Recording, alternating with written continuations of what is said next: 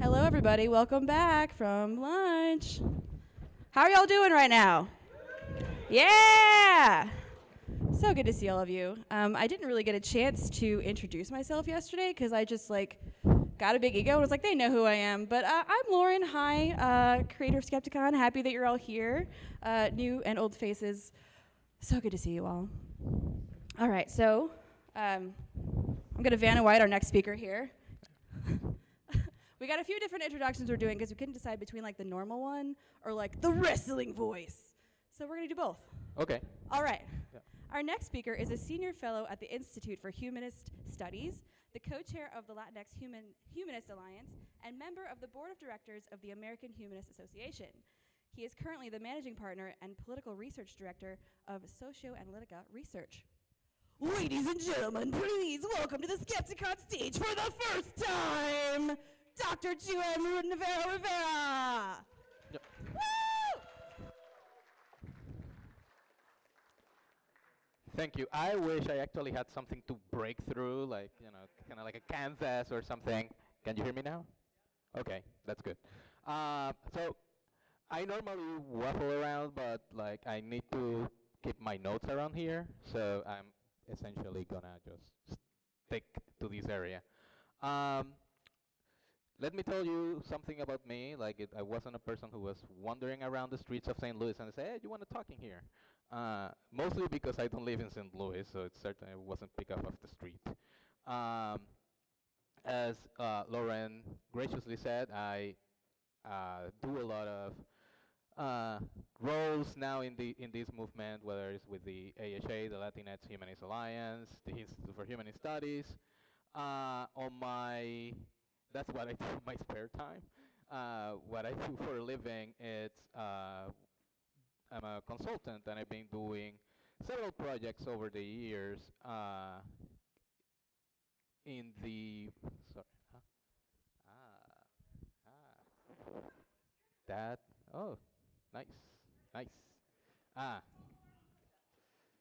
so anyway, so going back, so essentially for the last decade or so, I've been probably the sole political scientist who've been doing research on secularism and politics in the United States. I started when I was an analyst, research fellow at the Institute for the Study of Secularism. Some of you know us from the famous American Religious Identification Survey. That was the one that everybody cited about the knowns. After that, I was at the Public Religion Research Institute, where I work on many surveys on politics and religion. And so essentially it has made me a sort of known whisperer, if that was a role. And it's a good name for a podcast if I had the time for it. Uh, but anyway, so I'm going to tell you a little bit what I mean by this secular transformation of American politics. Uh, this is a little bit of a myths presentation, because over the years I have moved away from doing a lot of graphics and overly informational stuff, and more into more oral delivery. So the first part is going to be more into oral delivery. The second part is going to be, and I should just click in here. Uh, so what we know about the knowns and politics, or about secularism and politics, that's going to be a mostly talking points presentation. Then I'm going move to the Secular Voices survey, and this is a study I conducted last month. Actually, it's a survey that I ran last month about with people with no religion and a little bit of their political views, which is kind of like a seed project of a larger project that I will talk about at the end, which is the Secular Voices panel. That conclusion is actually a typo. I moved it around to say summary, and then I forgot to change it in the version. But anyway, so I'm going to do a summary of the first two parts, and then I'm going to go into the Secular Voices panel, which is an idea that I have had to do actual political research in the secular community, because one of the things is that we don't know much about the secular community, other than it's a quarter of the population of the United States, and that they are not religious. Uh, so knowns and politics, or secularism and politics, what we know. This is what we know. I know what we know because I probably published most of the stuff that we know. Uh, so the politics of the knowns. In terms of partisanship, what we know is that over the last decade has been 3 times more Democrats than Republicans. That has been interesting, mostly because earlier studies from the 1990s, from also the American Religious Identification Survey, showed that actually there was a smaller gap between Democrats and Republicans in the 1990s, even smaller than 2-to-1 at some point. So since the 1990s, so the new generation of non-religious people have actually drifted away from the not necessarily from the, well, yes, from the Republican Party, but not necessarily join the Democratic Party, or at least identify with the Democratic Party. Instead of plurality of those non-religious Americans are independents. They consider themselves like, they don't like any political party. So they're either a-partisan, meaning they don't like any party. Some of them have leanings, mostly Democrats. But also you have, they're just not non-religious. They are non-partisan, and that's going to have some political consequences, and that has some political consequences when it comes to voting, participation, and kind of clout of the group overall. Many liberals and conservatives are actually aligned with other political parties, which is something that has happened. There is a strong contingent of people that are affiliated with other parties, particularly the Greens and the Libertarians. So in that sense, you have a lot of conservatives that are not Republicans, but are kind of like libertarian identifying. And you have many liberal Greens, or, like surveys usually ask liberal, conservative, moderate, so we don't know how many identify as progressive or socialist and actual libertarians or anything like that, because not many surveys ask that type of question.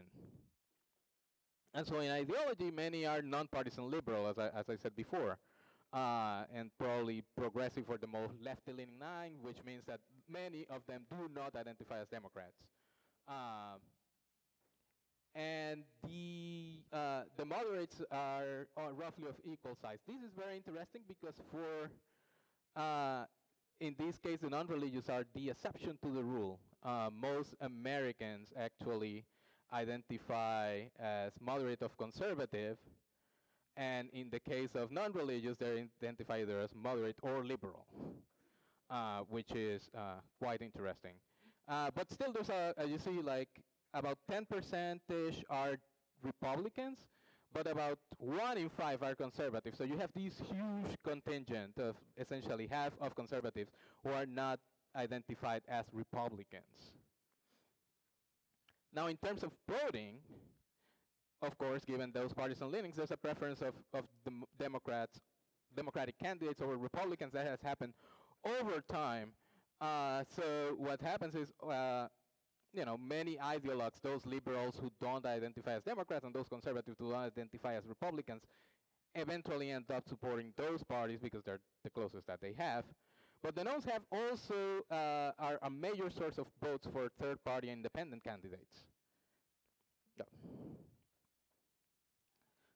So going a little bit more into this voting kind of stuff, so there's a strong preference for the Democrats. For example, in the 1980 election, Jimmy Carter barely won over Ronald Reagan among the secular vote. I think it was 40 to 35%. And if you're asking, yeah, that's add up to 75%, like 25% of the nones ended up voting for something else. A huge chunk ended up voting for John Anderson in 1980. And that's a pattern that has held over the years. So for example, in the case of Ralph Nader, many candidates, such as Ralph Nader, Jill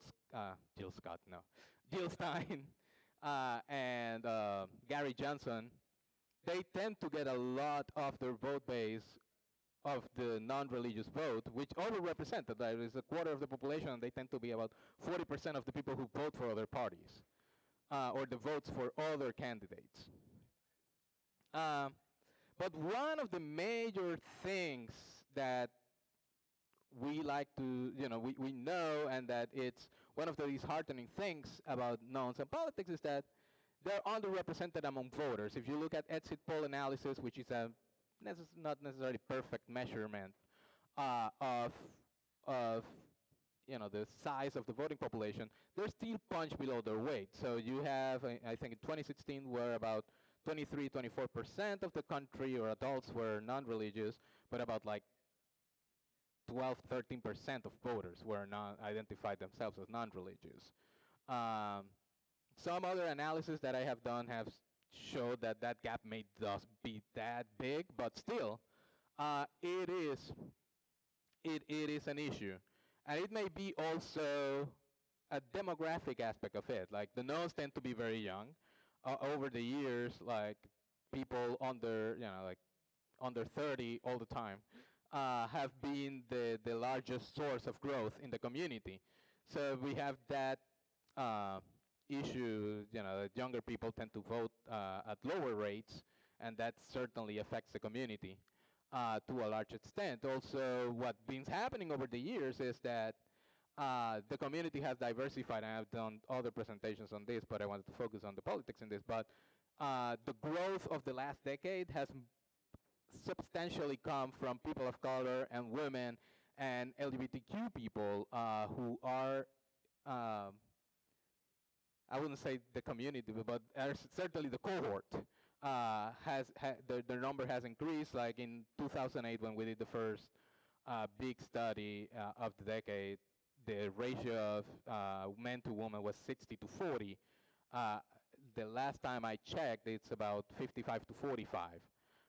So it's grown, and the demographic, the racial composition of the knowns overall, it's actually closely resembling that of the general population.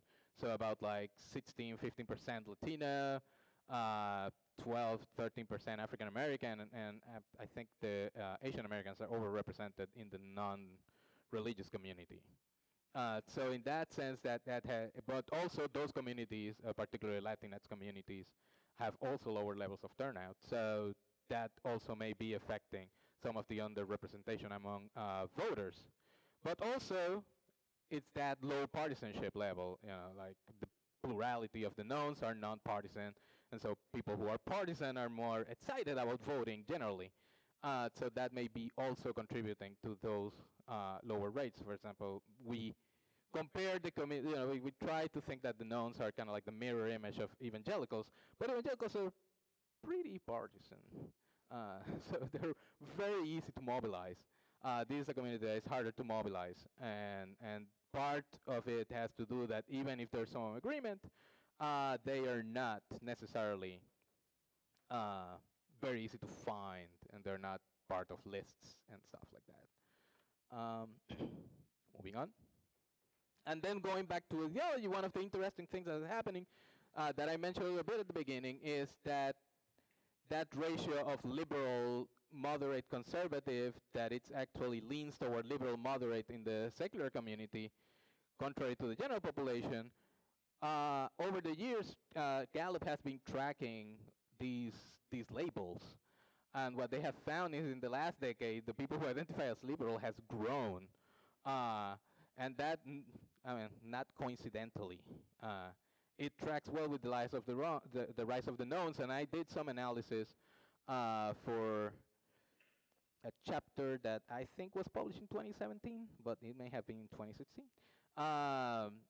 That shows that most of that growth is actually due to the growth of the knowns. So the knowns have been moving America, at least ideologically and in self-identification, into a more liberal direction. That has also happened with, interestingly, with Latinx Americans, which is another of my areas of expertise. So Latinx Americans have grown more liberal over the years, and like if you run the numbers, you realize that it also relates to the declining influence of religious identity within the community. So it essentially is a young people's movement. So that's essentially what we know about secularism and politics in a nutshell, like low voter turnout rates, liberal-leaning politics and policies. So it's also there's a there's some research on policy issues, and it's usually to the left of everybody else in America, maybe the exception of Jewish Americans. So usually the non-religious and Jewish Americans are the ones who tend to be to the left of everybody else, and they go head to head in there. But one of the things that we don't have is a lot of data. So at some point I decided last month, or a couple of months ago, but I decided I ended up running it last month. It's that out of pocket I decided, you know what, I'm gonna do some testing, and I decided to run what I call the Secular Voices survey. And it's a short survey, but I also want to give a shout out to some of the people who gave me feedback, who may or may not be here. Sam Faruqi gave me some feedback on the questionnaire, and Debbie Godard, who I also don't see. And of course, my old mentor, Barry Kuzmin, and a few other people who are not in this conference. So I'm not sure if they want to hear the names. But essentially, this is what we did. So it's a survey of 520 non-religious Americans. 23% identify as atheists, 16% as agnostics, and 62% as nothing in particular, which actually lines up ridiculously perfectly with what we know about non-religious Americans. It was designed by Socioanalytica Research, which is my consulting firm. We did it in July 11. So it's a mobile phone sample using this vendor called Pollfish. One of the interesting things is that we didn't have to do much adjustment in weighting to this survey because it actually fit perfectly with all that we know from previous research in terms of politics and party ID. Even the demographics didn't need adjustment, which was kind of amazing given that many people don't like online samples. But I think given the youth of the population in here, that may be actually, this may be one of the few population segments in which online surveys will work better than phone surveys. And if you want to see the top line, you can go right now to socioanalytica.info/SVS top. And I believe that's what you call it, case sensitive. So, so the survey is nationally representative, and it took about 7 minutes to complete. So I didn't want to make it very long. So I don't have many questions. I wanted to test the concept and how it worked before I actually decided to invest in something larger that may have a larger dropout rate because people will get tired of answering questions. But some of the questions that were included, and if you want, I don't know if you can scan the QR code in there, but it's also a way to get to that top line, which is essentially a Google Doc. So the questions included government priorities, favorability of institutions, some policy preferences, participation in political activities, some cultural attitudes, 2020 preferences, membership in secular organizations, and belief in God and party and ideology. I'm not going to present all these stuff right now, but I will show some of the results of what we had in there. So in terms of party identification and ideology, as we know, like a ratio of 3 to 1 in terms of Democrat and Republicans. So 32% identified as Democrat, 10% as Republican, 46% as independent, and then that other 10% Greens, Libertarians particularly, and then 2% that always kind of don't want to answer that. In terms of ideology, in the same range, like liberal, a little bit more than 1/3, 45% moderate, 16% conservative, and 3% that, and all this is essentially in line from what we know from previous studies. So I was really happy that actually this kind of like confirmatory research on what we know already.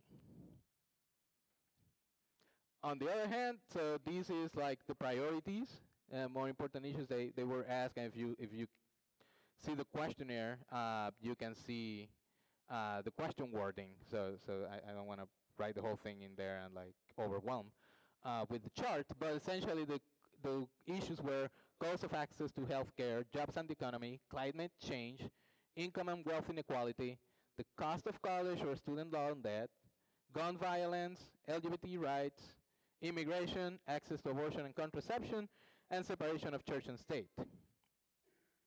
And I think it's a sign of the times that cost of access to healthcare, jobs and economy, and climate change are the top three by far. And I think it tells you a lot of what people in this community are worried about, and particularly young people. One interesting thing is that the one that ranked dead last was separation of church and state. Um, and that was like, if I did a little bit of analysis, but I decided not to show it in this presentation because it was going to be a little bit too much. But people who identify atheists, agnostics, or nothing in particular were around the last. There was the last for atheists, and it was the last for nothing in particular, and the bottom three also for agnostics. So that was something that I'm not sure if I wasn't expecting, but certainly I didn't expect that it was going to rank at the bottom of the issue. And that makes us think a little bit about when we think politically of the priorities of the community, whether like how we can balance all these church and state stuff that we're known for doing, and like what the potential constituency actually is caring about.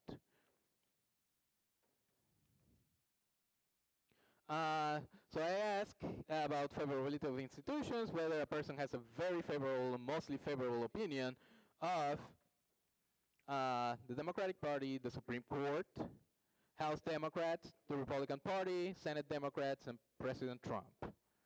As you can see, there's only favorable opinion, so this is like that side of the equation. So the Democrats and the Supreme Court get the higher grades. At that level, you see why many people actually are on the liberal and moderate side of the ideological spectrum, but not necessarily are very happy with Democrats. The Supreme Court is interesting because it's certainly a very conservative institution, but I think in the imagination, particularly of liberal-leaning people and moderates, it's still a sort of non-partisan institution. So you still have some level of trust that I think if we have asked this maybe 10 years ago would have been higher. But it's interesting still seeing that to some extent the Supreme Court is still seen in line with like the general opinion of Democrats and House Democrats. And then lower opinion of the Republican Party. These kind of goes in line with the percentage of conservatives and Republicans that are in the sample, although it's a little higher than that. So there's some level of conservatism, particularly moderates that are in this area.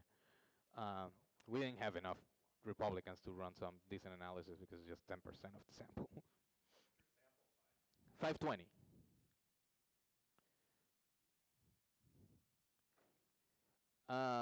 And then some favorability of policy ideas. I just threw a couple of policy ideas, 5 policy ideas in there.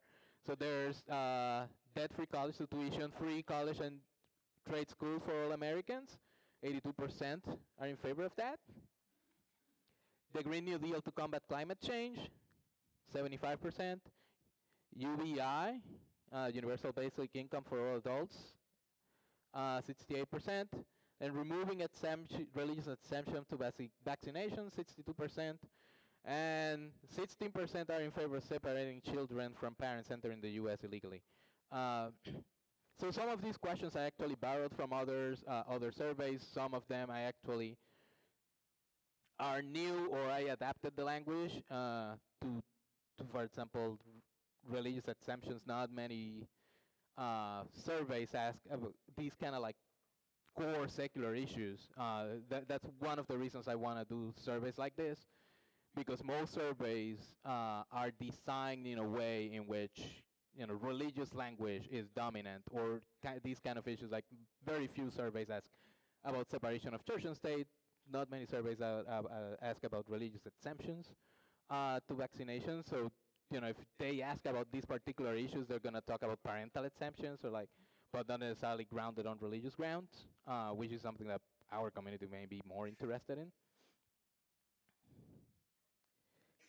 And then some agreement, so you agree or disagree with the following statements on cultural and economic issues. So again, healthcare. So the government needs to do more to make healthcare accessible and affordable, 87%. Then going back in line with the low priority that separation of church and state had at the beginning, the words under God in the Pledge of Allegiance violates the separation of church and state and should be removed. About half agree with that. Atheists and agnostics tend to be higher on these, not surprisingly, or at least self-identify atheists and agnostics. A lot of people label themselves atheists and agnostics, but not necessarily as part of the filter. American capitalism is working very well, only 34%, which is very important. I think that this is a very important aspect. Like, we don't get that type of questions all the time. And also goes into that question of ideology and non-religious people, in which like a lot of people identify as liberal, but to the question is like, are there labels we're not capturing in surveys just because we focus on these like, three category spectrum, and particularly among young people, right? Like, in some surveys that show that young people are not very happy with capitalism these days. Wonder why. Yeah. Then these other questions of police around the country treat racial and ethnic minorities as fairly as they treat whites, about 1 in 3. And then I wanted to go into a little bit into Me Too issues.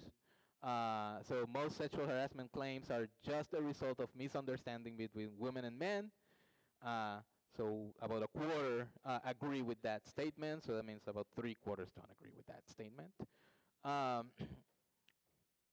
And again, like there's a lot of stuff that, like these questions, for example, I had to find language from a survey that actually wasn't asking much about this. So it's like, so to get into the issues that we care about the community, we actually have to fish or create our own stuff because we're not getting it from those general population kind of surveys, or like those public interest surveys that are interested in other things and not necessarily, about us as a community. Moving on, so, I think this is the big hook is like, everybody wants to know the horse race kind of stuff. So the question is like, who are you going to vote for in 2020? Or what's your preference for president in 2020? 13% said to re-elect President Donald Trump. 28% Democratic nominee. 27% another candidate, and 30% unsure. And I think being July 2019, this makes a lot of sense. So the ratio of Democrat to Republicans is 2-to-1. So essentially, we know that most of the Democrats are certainly voting for the Democratic nominee. A lot of Republicans, most of Republicans and a lot of conservatives are voting for Donald Trump. And then we have this huge chunk that want another candidate. We know that the nones tend to support independent candidates. That number will probably reduce as we get closer to November. And then this 30% unsure, well, that makes a lot of sense because we're in July 2019. Well, not. We were in July 2019 at that time. And I'm assuming a lot of people may move from the purple to the blue, but it will take some time until they see how the field is moving on.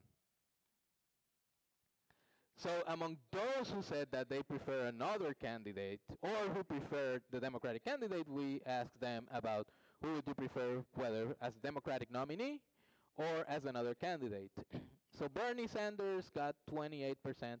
Now these numbers, given the small size of, they're not necessarily statistically significant. So Bernie Sanders and unsure head to head. And then Joe Biden and Elizabeth Warren are head to head. And of course, this was a month ago, so this was before the debates, so these may have moved. Um, and then Kamala Harris and Pete Buttigieg down there, and then 3% other, including someone. There was, I think, three or four people in this category. One of them said Andrew Yang, and another said AOC, but Alexandria Ocasio-Cortez is technically not eligible to be president. Uh, and then among those who would prefer another candidate, 50% were unsure, which makes sense. 21% the Green Party candidate, 18% Libertarian Party candidate. That makes a lot of sense. That's what we would expect in November 2020, how these people will split. 8% will want a GOP challenger to Trump. And then other people said 3%, and 3% said other.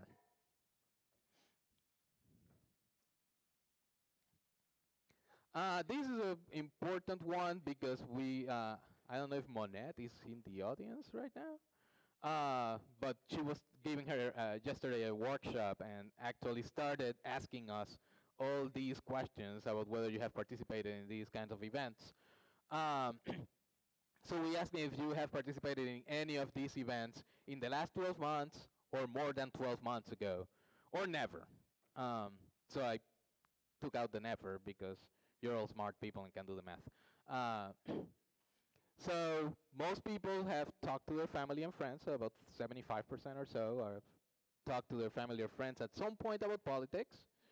Then the most common one is signing a petition, which, especially in this online era, is pretty easy to do. About a quarter have attended a protest or a demonstration. About a quarter also have contacted an elected official or have given people a ride to the polls, which I actually find these very heartening. Then going lower is taking a part in a neighborhood march. Then a little lower, giving money to a political organization, volunteering for a voter registration drive, then volunteering for a campaign, and then giving money to a political candidate. And all of this makes sense given that, either means time or money, and we know that particularly younger people may have time, but they don't have money. But this is a little more heartening, seeing like at least there's an interest in talking about politics, and there's an opening in there. So in summary, I'm going to go a little bit summary of what we know and what we have learned so far. How to make secular Americans a powerful force in American politics. One of the things I think we need to boost participation. So we have these lower levels registration. I actually asked people if they were registered to vote. A three-part question or a three-answer. They were sure they were registered. No, they're not registered. I'm not sure if we're registered. So a lot of people say they weren't sure. But about half or a little higher than half said that they were registered, which is very low.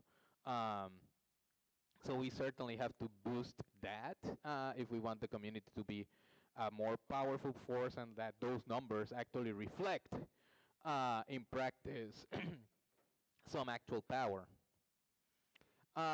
But also at the lower scales, like there's some low levels of participation. I think they're slightly higher than some that the American population in general in some areas. But particularly in these participating in voter registration drives and participating in campaigns are very important because that's where like people get training, like participating in a political campaign, then you move to another campaign, then like hopefully you run for office. Another thing is like this church-state conundrum, and that's why I wanted to ask a couple of questions of separation of church and state and the importance of the issue overall, because they rank low in the rank and file in terms of concern, but certainly historically the organizations have been very concerned about this particular issue, which is not a problem, but also like how to attract people when like funders actually are more interested in this particular issue than they are on, like, let's say, Medicare for all. And one thing that we didn't address in here, but that I think it's very important, it's more people running for office. I think one of the interesting things of the Trump era has been a lot of people getting involved in a way that they weren't before. Uh, and I think there's always been these me looking over the years of political science research of how people think about running for office. And I think people who are liberal leaning, and particularly the ones who are like kind of like into the rational and kind of stuff, probably don't feel very prepared. Like this, to run for office, you need to know a lot about policy and issues. While if we know anything about the Christian right, they will run for office because they think they know, but they don't know what. And they'll just make it up as they go. And so I don't think I think it's heartening that members of Congress have been joining the the Free Thought Caucus, and that the Free Thought Equality PAC has been like endorsing these state level candidates, and that we've gotten a bigger chunk of state and local level elected officials who identify as non-religious. But I think like expecting for current politicians to become knowns is a little bit too much. Mostly because these people have been in office for years. They already have an identity. They already have constituencies, and I think it's a little bit too much of a jump of getting there. And I think if we really want the movement to actually benefit from politicians in a way, we need to grow our own.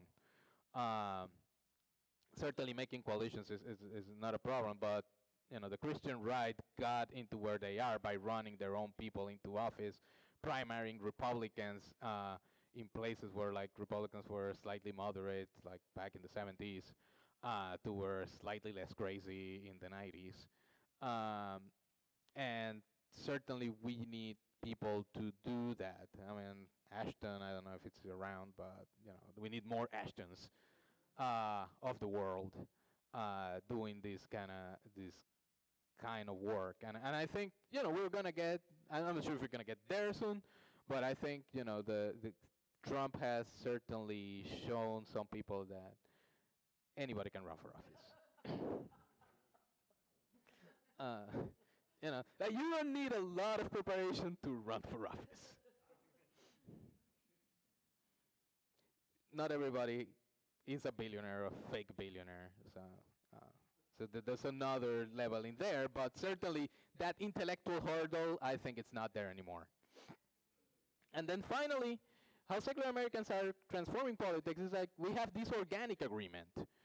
So secular Americans have similar views on issues and have been voting as a bloc organically. And when I mean organically, it means that like we have over the last few cycles, we have had that secular voters or secular values or atheist values campaigns, but that is not as big as like rock the vote or even like pro-life vote campaigns. Um, so it has been mostly an organic way in which like people have similar values and they have voting in a same way, and we need to find a way to harness that. Because the politics are generally more progressive. I think the youth of the knowns and their vision, particularly in issues like healthcare and the environment, and could be revolutionary in politics. But we need to find a way to harness that power, that energy, and we still don't know enough. We need more research apparatus. We need being 10 years with this complaint. Of we need more think tanks, we need more research operations, because to a large extent Christians know more about us than we do about us, which is also really ironic because we are the group that is into science and reason, and they're pretty good at social science research.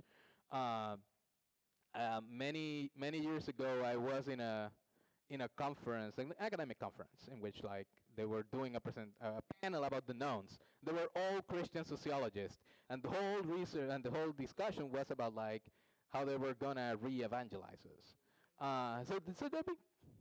So they've been doing a lot of stuff in that regard. And so we need something like our own heritage foundation without the crazy stuff. And so in that regard, I decided to go, and right now I want to pitch the Secular Voices panel to understand the political opinions of non-religious Americans. And what is the Secular Voices panel? It's a panel of people who has no religion affiliation, atheists, agnostics, nothing in particular, spiritual, but non-religious, whatever you want to call it. And this panel will answer surveys every month during 2020, and we could track their preferences and reactions to political events. So we could learn attitudes toward 2020 campaigns and issues, political history among the older people, for example, like how like people start abandoning the Republican Party, like where did they move, more detailed policy preference, and of course demographic differences. Because we have this growth of people of color, women, LGBTQ people, but we still think about the all-white man kind of type when we think about this movement. And asking questions from a secular point of view rather than with a religious bias, because that's another thing that happens. A lot of these surveys ask questions basically assuming that people are religious and they're Christian, and to a large extent, like, you know, we're just the anti-people. But we don't really know what we stand for. We just know what we stand against because we're not religious. And so what I would think that the project stages is right now is August 2019. I'm giving this FYI. I'm going to start fundraising in September, October, and recruiting panel members starting this month through December. And stage 4A and B is like doing monthly polls from January to December. And reports from February to January 2021. Hopefully stage 5 will happen, and like I will have a, you know, this will work out and have a book project where we can learn more about like secular politics. What is the recruitment stage? So it's launching in August to November. My goal is to get like 5,000 people with diversity in terms of their gender identity, sexual orientation, race and ethnicity, even political views, because one of the things we don't know enough about secular conservatives, because in surveys there are not that many. So we never get to know much about those views. And views about religion, you know, like in terms of people are anti-religious, they're apathetic about religion, and their secular identification, like, you know, are they humanists, like how they define their humanism? Are they like, you know, just knowns, and that means that, you know, they're not joiners of anything, not of religion, not of politics. I think that happens a lot within the larger cohort. In terms of the fundraising stage, it's launching in September through Indiegogo. My goal is to like get 20,000 to cover like incentives for panelists, some overhead in terms of data tools, the cost of like, you know, the research platforms and some research assistant. If I get lucky and we get a higher end goal, we could actually do some parallel surveys to the panel and national representative surveys to actually compare results and do some more cool stuff. And I'll be pricing the contribution ranges from 5 to 50, because one of the things is that, you know, I want this to be accessible to people, and that for people to have like some level of ownership into the project. And the perks would be subscription to like data newsletters, voting on particular questions that, you know, we're not sure if we want to include that, like what do you think? And access to visualization dashboards. So essentially when the project is released, like you can actually look at, you know, the stuff that cannot make it into the reports, you can actually look it by yourself with your own login and look at, you know, tables and like other combinations that you could do. Now the survey stage would be collecting baseline information, so age, gender, sex, location, like geography, secular identity, political identity, in terms of like, you know, so we don't have to ask that all the time, so it's embedded, so when we send the questionnaire, we already have that information. That can save a lot of time. And then we have that 2020 core, which is gonna be like the 2020 horse race, see how people are moving from one candidate to another, or what they're thinking about what the issues are at that particular point. Uh, and then other aspects that, you know, uh, I've been recruiting a panel of scholars to help me build those questionnaires every month and select like I would say, a theme for every month. And then, so that's what I want to do with the survey. I want to thank you. Uh, if you have a blog, a vlog, a podcast, or anything like that, let me know to spread the voice of this project. If you want to read the top line, this is the QR code and the link.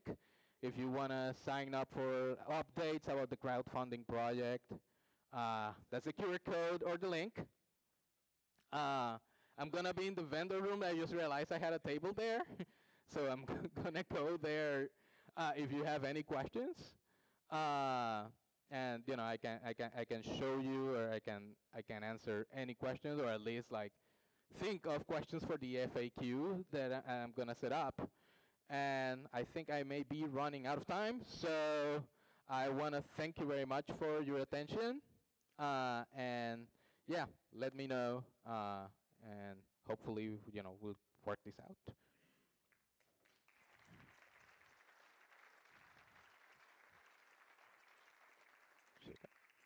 Okay.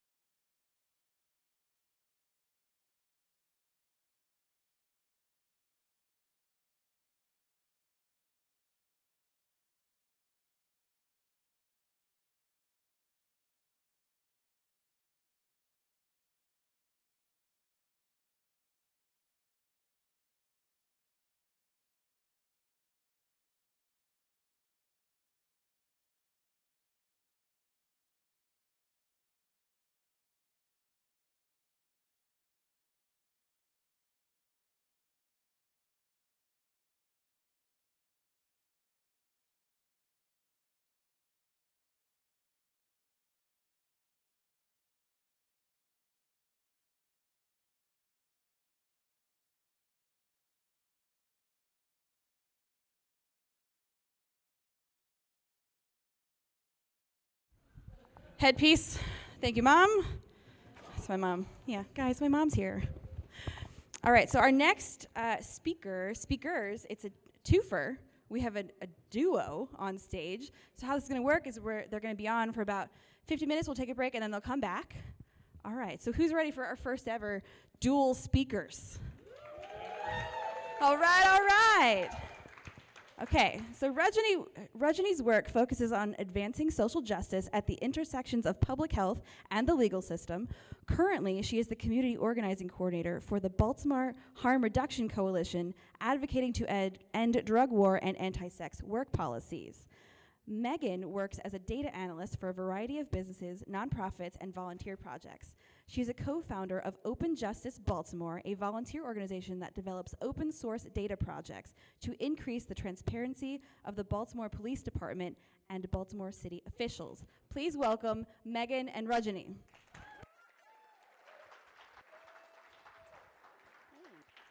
Hello. Hello.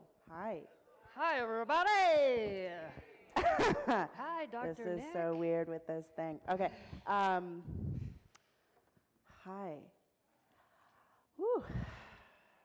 So we want to start by doing a land acknowledgement, which we think is really important to do whenever we're speaking anywhere, really, or doing any public event, but it gathers. So just take a moment. We want to acknowledge that we gather as atheists, skeptics, humanists, agnostics, all that's in between, on the native lands of the Osage, the Iroquois, the Miami, Sioux people. People past and present, and honor with gratitude the land and the people who have stored it, who have stored it for generations, who were pushed off this land, who were manipulated via Louisiana Purchase, Christian doctrine of the manifest destiny, right? To leave or to compromise regarding their land that they stewarded, that we are on now. And so we want to acknowledge the land, we want to thank these peoples who are present, right? This is history, this is present day. These peoples, we want to thank them and give them gratitude. We also offer this as a way to think about where you are all coming and where we gather, right? And so that you bring that to your spaces and think about who are the people past and present who have stewarded that land and how to thank them. So giving a moment of gratitude to these people. Thank you. I am Rajani. And Valetti. I am Megan Kenny. I think we're having some mic trouble too. Should we just start screaming? I'm just going to be loud and not loud. It's just going to be having, ooh. I'm going to keep talking in case mine goes out while he's up here. Okay, I'm Megan Kenny. This is Rajani Goodlivaletti. I think, oh yeah, here we go. Okay. So we are going to be with you for a couple hours. As Lauren said, there will be a break. And this talk, you know, we are hoping to share our personal experiences as atheists, social justice activists in Baltimore. We are both from Baltimore, Maryland. And for the need, and really what we wanted to focus on today is thinking about community and friendship in this work. So regularly, we think about, oh, who's an ally, who's a co-conspirator, what does that mean? We need to have community, but we don't actually talk about what does that mean, and what are the struggles we have to go through to actually, and what do we have to think about, what do we have to give up, right? If I'm actually going to be an accomplice in this work, and if I'm actually going to be in community, I have to give up something. And that could be, more often than not, our comfort, right? Or the fact that we can make all these silly jokes and then wait, our eyes are open, and we're realizing that these jokes are really problematic. And how does that shift our friendship if we can't laugh all the time, right? And so we really wanted to offer some of our experience in growing as social justice activists who center race, who center anti-blackness, ending heteropatriarchy, how that has impacted our friendship as two women who are also queer, who are also very different racial experiences, right? So we want to share that, and that'll be our time together. So as part of that, we are also, kind of anarchists. We like to intervene. We like to disrupt. And as part of that, even though there's a rule to not have Q&A, we are kind of changing that a little bit, where we have index cards at the front of each section. There are index cards. And if you do have a questions, not statements. If there's any card that says I have a statement, this is not a question, we're not going to read it. We're just not even going to literally read it. We're just going to throw it in the trash. No, but if you have a question, we are open to kind of reading through. We'll filter a little bit during break. So write up any question index cards, questions on your index cards in this first half. Throw that in this bag over here. Oh, I prefer that so much more. Throw it in this bag over here. And then we will filter them and then maybe answer a couple questions after break and then kind of finish out. Sound good? Thanks. There's a lot of repeating. Hope everybody heard that. Switching out mics. Yeah? Yeah. Okay. So we wanted to start off with a quick video. It circulated on social media. You might have seen it. It was pretty powerful. That's the first time I watched it, and I watched it multiple times in a row. There's a lot to unpack from it, so just watch it, let it absorb it, and then we'll come back with some questions as when it's done. It's just a few minutes long, and is it ready to go? I think there was a delay with the mic. So Yeah. our video is... And I'll give, it's an intense video. And like you said, it's a couple minutes, and it's important for us all to see, but also just, I don't know, trigger warning, I don't even really like that phrase, but get yourself ready, right, emotionally and physically to watch it. All right, thank you. You know, America's not unique in its sins as a country. We're not unique in our evils, to be honest with you. I think where we may be singular is our refusal to acknowledge them. And the legends and myths we tell about our inherent, goodness to hide and cover and conceal so that we can maintain a kind of willful ignorance that protects our innocence. See, the thing is that when the Tea Party was happening, we were saying, pundits, oh, it's just about economic populism. It's not about race. When people knew, social scientists were already writing that what was driving the Tea Party were anxieties about demographic shifts, that the country was changing, that they were seeing these racially ambiguous babies on Cheerios commercials, that the country wasn't quite feeling like it was a white nation anymore. And people were screaming from the top of their lungs, yo, this is not just simply economic populism. This is the ugly underbelly of the country. See, the thing is this, and I'll say this and I'll take the hit on it. There are communities that have had to bear the brunt of America confronting, white Americans confronting the danger of their innocence. And it happens every generation. So somehow we have to kind of, oh my God, is this who we are? And just again, here's another generation of babies. Think about it, that 2-year-old had his bones broken by 2 parents trying to shield him from being killed. A woman who has been married to this man for as long as I've been on the planet almost, lost her husband. For what? And so what we know is that the country has been playing politics for a long time on this hatred. We know this. So it's easy for us to place it all on Donald Trump's shoulders. It's easy for us to place Pittsburgh on his shoulders. It's easy for me to place Charlottesville on his shoulders. It's easy for us to place El Paso on his shoulders. This is us. And if we're going to get past this, we can't blame it on him. He's a manifestation of the ugliness that's in us. I've had the privilege of growing up in a tradition that didn't believe in the myths and the legends because we had to bear the brunt of them. Either we're going to change, Nicole, or we're going to do this again and again, and babies are going to have to grow up without mothers and fathers, uncles and aunts, friends, while we're trying to convince white folk to finally leave behind a history that will maybe, or embrace a history that might set them free from being white. Finally. What else? Lord help us. Hey there, I'm Chris Hayes from MSNBC. Thanks for... So,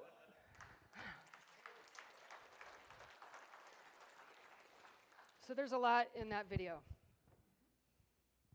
I encourage every single white person sitting in here, or those who are perceived as white, to watch that again and again and again. Hear the pain in his voice. He was one of the people that has been screaming at the top of his lungs. He has been doing that. Where have we been? And so, I'm directing this to the white people and the people who are perceived as white in this room. What were you feeling when you were hearing that? Literally, what was your body feeling? White fragility is a biological process. You can feel it, and you can break free from it with practice. You have to be comfortable in the discomfort. You have to be willing to accept the ugliness that we've been conditioned into, all of us. It hurts, but guess what hurts more? I think we all know. It's work that we have to do. And so so there's so much to unpack. And another thing to think about is, what did you think of her response as a white woman? What else? She just looked and was like, what else? You know what? I was like, Now, that could be a producer in her ear to like, keep it going, but it doesn't fucking matter because the media has a responsibility. White women, we have a responsibility to understand that we have been weaponized, right? And we have to accept that. Our vaginas, our cis women, our white vaginas do not absolve us from perpetuating white supremacy and supporting it. We have to accept that. Our pink pussy hats. For what? Right? I'm sort of going off topic now, but so think about what you were feeling with that. And did you feel any like, ugh? Because that's the fragility showing up. Keep doing that. Keep putting yourself in positions where you're like, but don't say anything. Stay silent. Just work through it. Work through it. Go ahead. And I think a big part of that, and I find myself when I first watched that video doing this too, because white supremacy teaches us that we need to gather data, right? So I was listening, and I'm like, I need to write down these details. I need to memorize these details. Fuck the details.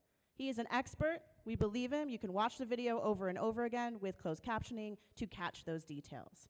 What we're asking for is to pay attention to the body and the feeling and the emotion that's happening there. That is what we need to pay attention to, first and foremost, because the details have been there. The details have been there. They will be there, right? And I don't know if y'all caught this, because some of us may have been really annoyed with the what else, white womanness. But after that, what was his response? What else? What was his response? Lord, help us. Now, I know that we are all a bunch of skeptics, don't believe in God, but I don't know about y'all. But it is every fucking day when I'm doing racial justice work, and I am doing harm reduction work, and I am literally like, Jesus, take the wheel. Just fucking, please, take the fucking wheel. I don't care. Thor, Iron Man, Black Panther, somebody take this away, because this is out of control. And what the hell else is he supposed to say to her? What else? What's he supposed to say to her? I'm going to jump across this table, and then it's going to be another case of white woman versus black man. Yep. Right? And so it's that sort of thing where we have to think, like, when we as atheists, as skeptics, are like, oh, God's been brought into this, right? And we get that. We get visceral reactions, and that's real. But what are we supposed to do with that, right? Because I think the point that we caught from that as atheists was, well, we've known about this. What have we done? Right? So if it's what else, he's like, I laid this out for you in 3 minutes, and you're telling me what else. Well, then God help us, because we're not doing it. Because you're not fucking listening. We're not listening, and we're not doing it ourselves. We have an obligation to ourselves, right? So that is where we're at. And, you know, we started with just like intensity and yelling, and this is where we are. You may have noticed that in the, in the description of this talk, we had shared that we were going to do a talk that we've been doing at a few different secular spaces in the past year around why social justice is not up for debate and how we're very frustrated by these requests that I get as a token former Hindu Indian woman to debate on my identity and my body with some asshole atheist bro white guy. And I'm like, no, thank you. And then I forward those emails to my buddies, Diane and Asha and everybody, and I'm like, what the hell is happening? Can you tell me what's going on here? Right, we got one too. Right, and so that was, Megan's one of my best friends, and I thought, okay, maybe she can help me out with this, right? And so we've been doing that talk, really talking about how this isn't a debate because our bodies and our identities are not a debate. And the thing is, we're not really going to talk about that today. We're not. What we're going to do is, one, acknowledge that some brilliant folks, Ashton P. Woods, running for Houston City Council. Huzzah! Yay!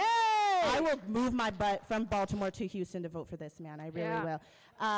And the folks doing the Centering the Margins talk this morning, and many others already did this work, and we're teaching white people a lot, as I am doing right now this moment, and have been talking about why social justice is not up for debate, right? And so we decided that it was really important to actually just do what we are feeling right now in our bodies today.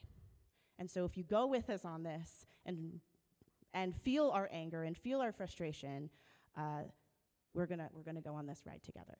So part of that too is to let you know who I am and who she is, right? Who are we yelling Who the at fuck you? are we? Who the fuck are we? I don't know. So I, whatever, I'm in a secular conference, I have to say, I was raised Hindu. I came out atheist, I don't know when, I just knew it. I also grew up in skepticism, right? So I had the opportunity. Not all brown people are conditioned in a very strict heteronormative life, everybody. So my parents were like, whatever, boys, girls, gender non-binary, I don't give a shit, as long as you're happy. Christianity, Hinduism, whatever. Here's some stuff about evolution that's real, and also here's stuff about our culture that's connected to Hinduism. Also, we have caste privilege, but we're not really going to talk about it. So that's how I grew up, right? And I sort of realized over time that I was atheist, right? And that's not the primary focus of my work and what I do. It's part of who I am. I come at everything I do with a secular perspective. So that includes in my harm reduction advocacy, which is specifically, as Lauren mentioned, I'm a community organizer with Baltimore Harm Reduction Coalition, and so my work is around ending the racist war on drugs, including ending anti-sex work policies, right? To acknowledge and to name that the war on drugs was designed to target black people at the rise of the Black Power movement, right? That this overdose crisis that we're experiencing, every week I'm out there giving naloxone, helping people have tools in their hands to prevent overdose. And when I do that, I say, just remember this isn't new, right? Just because in Maryland we talk about how Baltimore is a majority black city, the rest of the state is very white. Now we have funding for overdose prevention and reducing criminalization, right? Criminalization specifically regarding drugs, cannabis through other drugs. And I'm with people, mostly black folks, who've been doing overdose prevention and harm reduction work for decades, saying, where have you been? Look at our city. We have been out here, right? So that is the work I do. Harm reduction, overdose prevention is all about ending racism. And I come at that with a secular perspective, knowing that I'm going to work with faith leaders who are the ones giving out naloxone at their churches, right? I don't care what your faith is. Because they are some of the people who are the most loving and compassionate to their communities. And that's of all races, and specifically in a lot of Black Baptist churches in Baltimore City. I work with some amazing people. And so knowing that and saying, I'm not putting my secular identity aside, but it is part of how we have to work together and acknowledge we are connected because we are trying to end racism, right? So I'm bringing all of that to say there's a lot of intersections thrown in. There's a lot of ways that we don't just have to talk about secular activism, right? Secular activism is part of who we are. I also grew up with xenophobia, anti-immigrant racism, classism from my own people, eviction, and fighting the privileges I hold as someone with birthright citizenship in this country, terrified that my father or my cousins might get deported for not having the right immigration status, right? So these are all things that I'm fighting at the same time in this work while being out there protesting. And it's getting harder and harder to do that. I'll say, and we'll spend much of our time talking about this, this weekend being, we have to acknowledge that this weekend is the marker of the fifth marker of Michael Brown being murdered by police officers in Ferguson, not that far from us, right? And we could yell about why the fuck was this conference organized at the same time? Where do you expect local black folks to be? What do you expect us to do in this space? We could yell about it, we might. And we want to acknowledge it because it's important to acknowledge and to name that not so long after, when Freddie Gray was murdered by the Baltimore Police Department, we were there in Baltimore, right? And the Black Lives Matter movement that was building has completely shifted our world view, right? Not just as a country, but as individuals here, and we want to share that with you all. And the last thing I'll say about that, just sort of background on me that I'm rambling about because I'm getting emotional. I wanted to share also a sign, because I had it in the case I needed it, that I think is important to see sometimes, because this is what I saw in Ferguson when I was watching, TV and news clips from Ferguson, and I saw Asians for Black Lives, and I was like, oh, back in 2014, I was like, oh, that's what I need to be doing in Baltimore. What the fuck am I doing? And so it's just a sign, right? But it's something that is really powerful to me. And in some cases, it might feel performative. In other cases, I'm like, I just need this to be with me. Seeing this in some other brown or yellow hands in Ferguson was what shaped me in the past 5 years and what I've been carrying around in Baltimore City for the past 5 years. Also this side, because intersectionality. Go ahead, Megan. I'm Megan. I am 42 years old. I was baptized Catholic. I went to church every Sunday until I was about 10, but I never listened. I never paid attention. It's not part, I never had to come out as atheist. The church was not part of my home life. So I never had that struggle, unlike probably many people in this room. It just wasn't anything that occurred to me. I got my bachelor's degree from Yale University in philosophy. My training is to debate everything. All of it. Even if I agree with it or not, my training is to find out and to figure out how you're wrong and explain to you why. Right? Now, as I grew, I realized we can debate everything, but should we? You know, right? I'm an atheist. I work in activist circles in Baltimore. It's a majority black city. A lot of the people I work with are believers. Sometimes the only thing that gets them out of bed is God. There's two women in particular one whose brother was brutally beat to death by Baltimore police. His name is Tyrone West. His sister's Tawanda. Some days, God is what gets her out of bed. Who the fuck am I to tell her what she's believing is a lie? Who the fuck am I to do that? So that's something that I have to keep thinking about is really just, when that comes up, to listen to my body and say, am I getting agitated? And if I am, that's my problem, not hers. Growing up, I was born in Palo Alto, California in 1976. It was, liberal hippies from the Bay Area that, had, started families. As an academic, my dad went to Stanford. And so and my mom's from Savannah, Georgia. She was born in 1941. She grew up in segregation. She grew up with different water fountains. She left and moved to San Francisco in the early 60s. And so we were raised in this, we're all equal.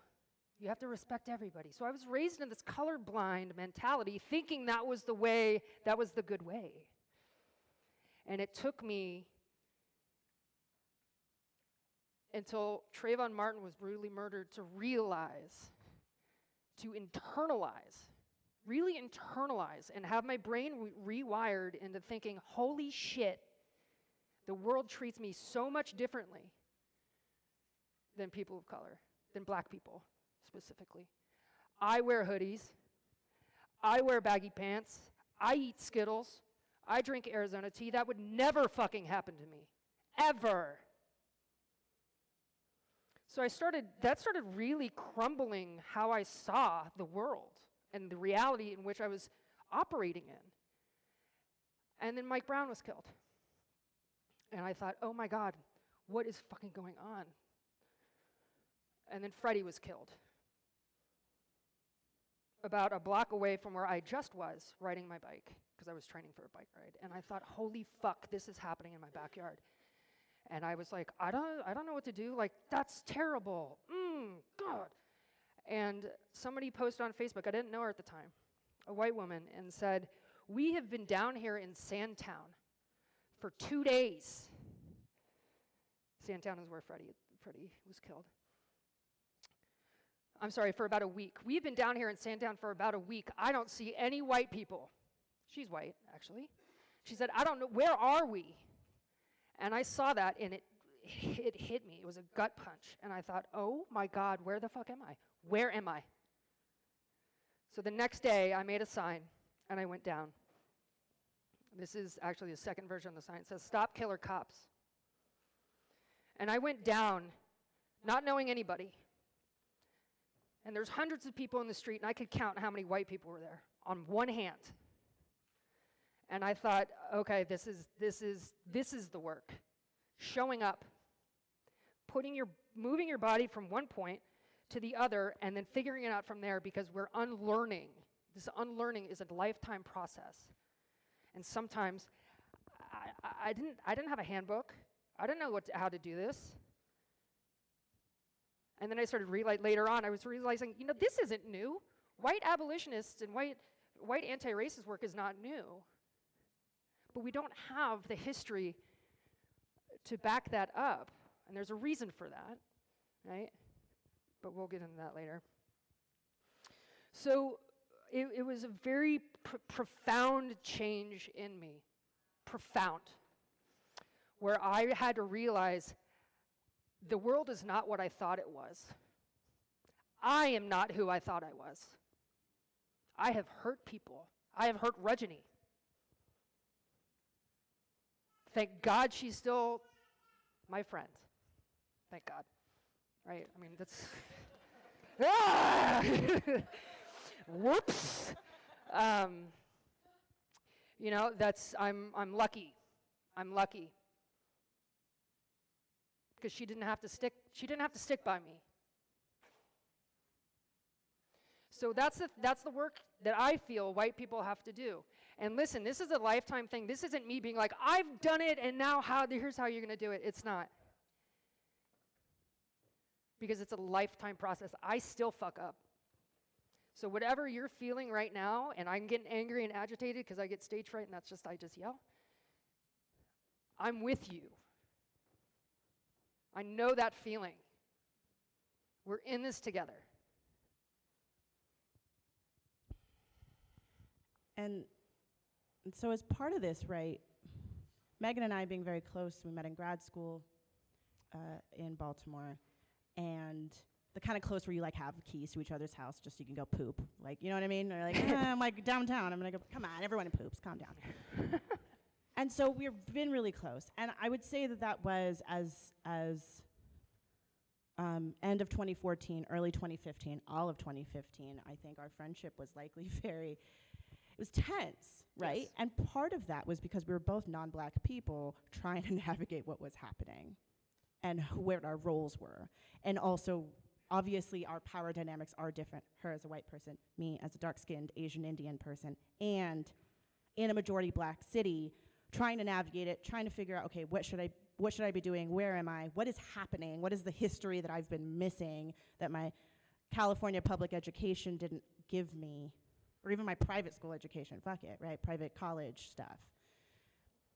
And so we were each going through these journeys individually, and then when we would interact, it would come to boiling points. But something that I in retrospect realized is something that we both, no matter what was coming up between the two of us as far as tension or projecting or whatever, because we're both loud and scream, so it'll happen, we both recognize that we need to end the racist police state.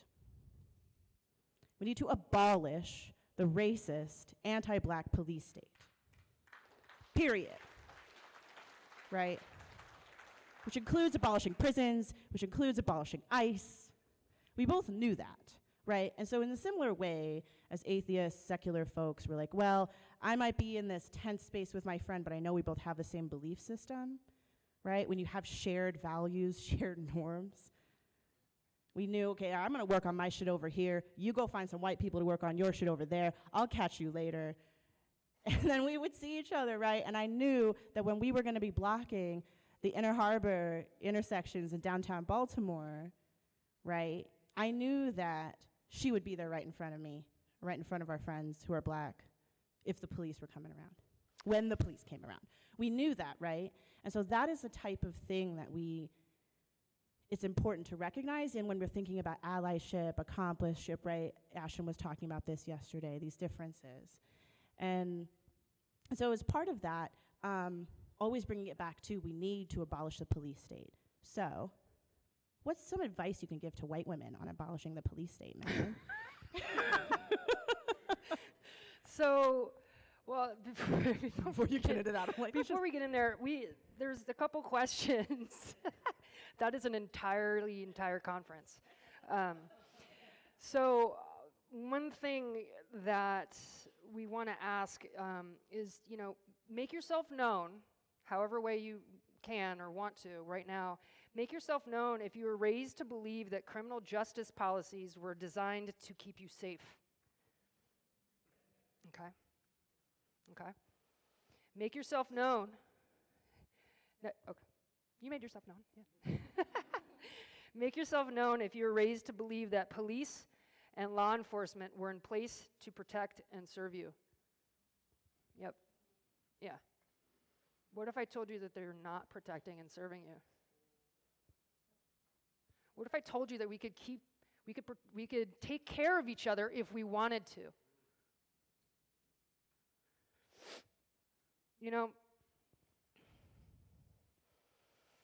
If we as white people are truly committed to building community with black people and non-black POC, we must not bring in or support things that cause harm to them.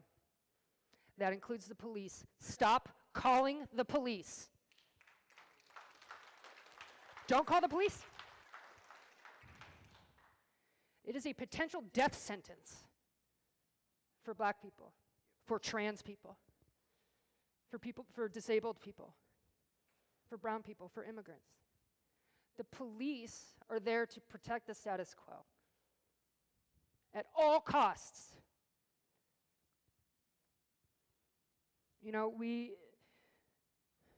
as white women, as a white woman, and I say this to all the cis white women, perceived white women in this room, again, we have been weaponized. If you think of Emmett Till was walking down the street whistling. You know why he was whistling? It was a trick his mom taught him. Apparently he had polio and had breathing issues.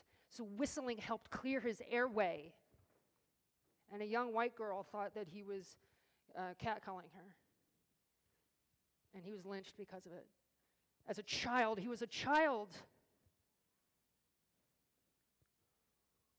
Then you think about like Barbecue Becky, right? People were having a fucking barbecue in a park.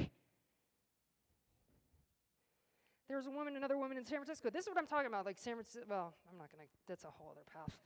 A girl, a young black girl was selling water in front of a house. A white woman called police on her. That is a potential death sentence. I thought all lives mattered. So the police, there are other ways to have accountability within community. You know, the police, you know, on this anniversary of Mike Brown being brutally murdered, not that far from here. We went, and I thank Diane and I thank Reggie for allowing me to be a part of that experience. There's a plaque on the sidewalk that talks about Mike Brown. And then I think it's 147 feet away. I think that may be right. I'm not quite sure. Are the stuffed animals and the flowers in the middle of the street. That plaque is where Darren Wilson shot Mike Brown. I can't tell. I knew I knew it was far away, but seeing it, it was shattering. So those are, you know, how police are used is something that we as white people have to think about. When you call the police, there is a good chance you will have blood on your hands. Are you willing to live like that? I want to make sure that we also talk about misogynoir and how black women have been erased in history and the struggle of black women specifically, and how black women have been also killed by police. And that's how the Say Her Name campaign or movement started, because of the erasure of black women killed by police. So I want to say her name. Rekia Boyd, say her name. Sandra Bland, say her name. Sandra Bland. Natasha McKenna, say her name. Natasha McKenna. Ayanna Stanley Jones. Ayanna Stanley Jones. Maya Hall. Maya Hall. Corinne Gaines. Corinne Gaines. These are women who have been killed by police in this past decade. Pamela Pamela Turner. Thank you. Say her name. Pamela Turner. There are many more names. Yeah, Maya Hall is a black trans woman that was killed in outside of Baltimore. These are women who have given their life, who have been sacrificed for white supremacy.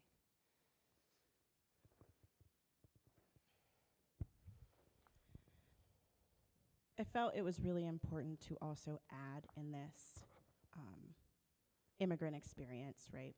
ICE. ICE is part of the police state, right? And when we talk about it, when we talk about ICE, when we talk about immigration, there is this very, focused on Latinx folks, specifically Mexican folks, right? This is that land, by the way.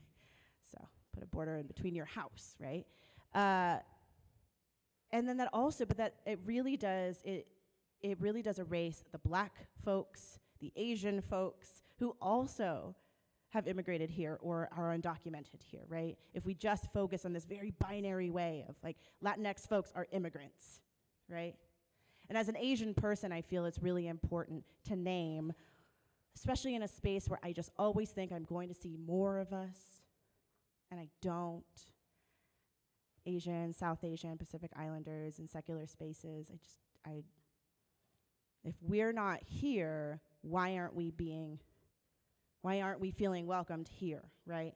What are the topics we're discussing that don't entice us to come here? Because believe me, there's a bunch of us that are secular and atheist, right? And so I named that, and I felt really, really pulled to name that and to talk about my experience as an Asian person, and not as an atheist Asian person, but as an Asian person who is terrified, as I mentioned before, of ICE raiding the group home that my dad lives in because he doesn't have a job, but he's living off of federal government funding for SSDI because he has bipolar disorder. So he cannot work. He lives in a group home, not a great place. He has a green card. Believe me, his memory is not great. So when I'm like, hey, when does your green card expire? He's like, I don't know, maybe yesterday, maybe 2 years from now. And I'm like, that terrifies me, right? This is an experience my own father's having, right? An Asian man who has a PhD in electrical engineering was one of the choice model minorities of the 80s, right?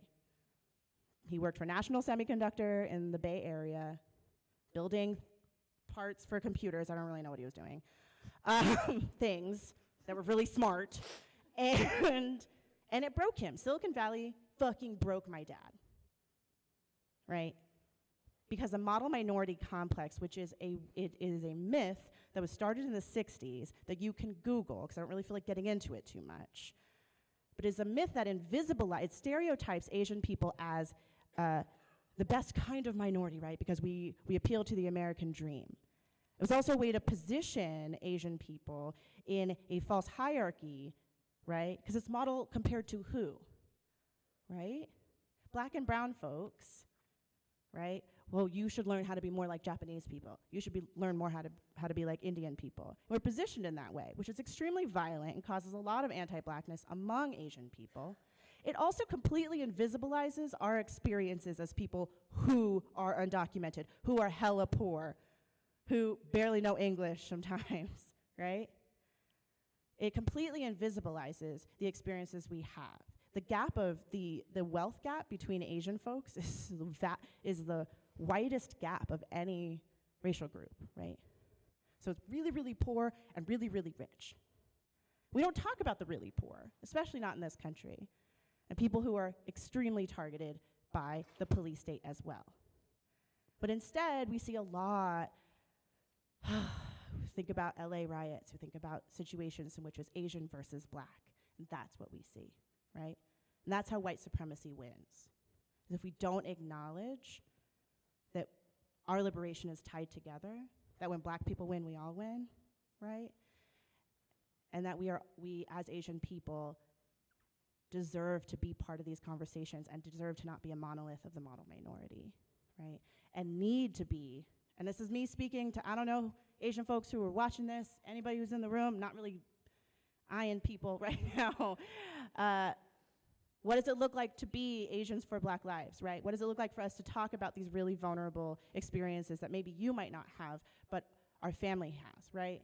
In a very specific case, I just want to name, are these for-profit colleges, for-profit universities around the country that are luring specifically South Asian students on really term-limited student visas, H-1B visas, student visas specifically, or even undocumented, like my cousin in Kentucky, come to this school, pay all your money because you can't get student loans anyway. There were ICE raids at these schools. These for-profit schools, there were ICE raids because they knew that the schooling, people considered it a way to stay in the country, will use it as a trap to get you. So these are the types of stories happening right now that we're not talking about, we're not thinking about, right? The police state is insidious. The police state is very insidious. And this is something that Ashton brought up in last night's talk too, is eventually they're gonna come for everybody. They're already doing it. Why? We have to believe that. We have to believe what we're seeing. And in the meantime, we got to fight like hell.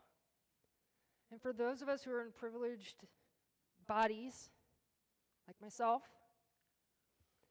we have to be willing to sacrifice our comfort and sometimes our safety.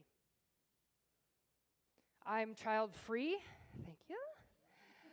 I can put my body on the line and I have to be ready for those consequences because they can happen. I've been choked, I got grabbed by the throat by police. Something worse can happen. I'm very visible in Baltimore. Baltimore's a black majority city. I carry a sign that says, "Stop Killer Cops." I'm white, I'm able-bodied, I'm in shape. I follow, I fit the westernized ideals of beauty. They know who I am. During the uprising, they would have morning meetings. An ex-cop told me this because he was sitting in them. They would put a picture of me with that sign. I was called the girl with the sign. Watch out for the girl with the sign. By the way, I was 37 years old at the time. I was not a girl. But I was watched. I was followed. And I'm willing to accept that because I have nothing to lose. Except my life. But here we are. That's a choice that I'm making. And I feel that we have to make them. Because black people don't have a choice.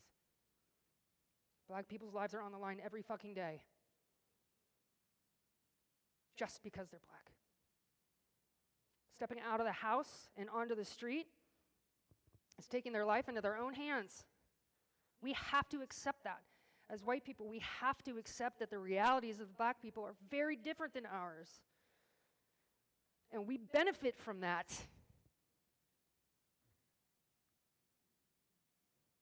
We have to accept it. It hurts. It's ugly. It's messy, undoing that and unlearning. It's messy. It's a fucking mess.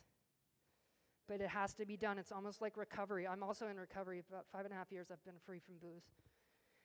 And recovering, I've actually found that unlearning whiteness and deprogramming myself is very similar to my journey getting sober from booze. Let's be clear. It's just booze.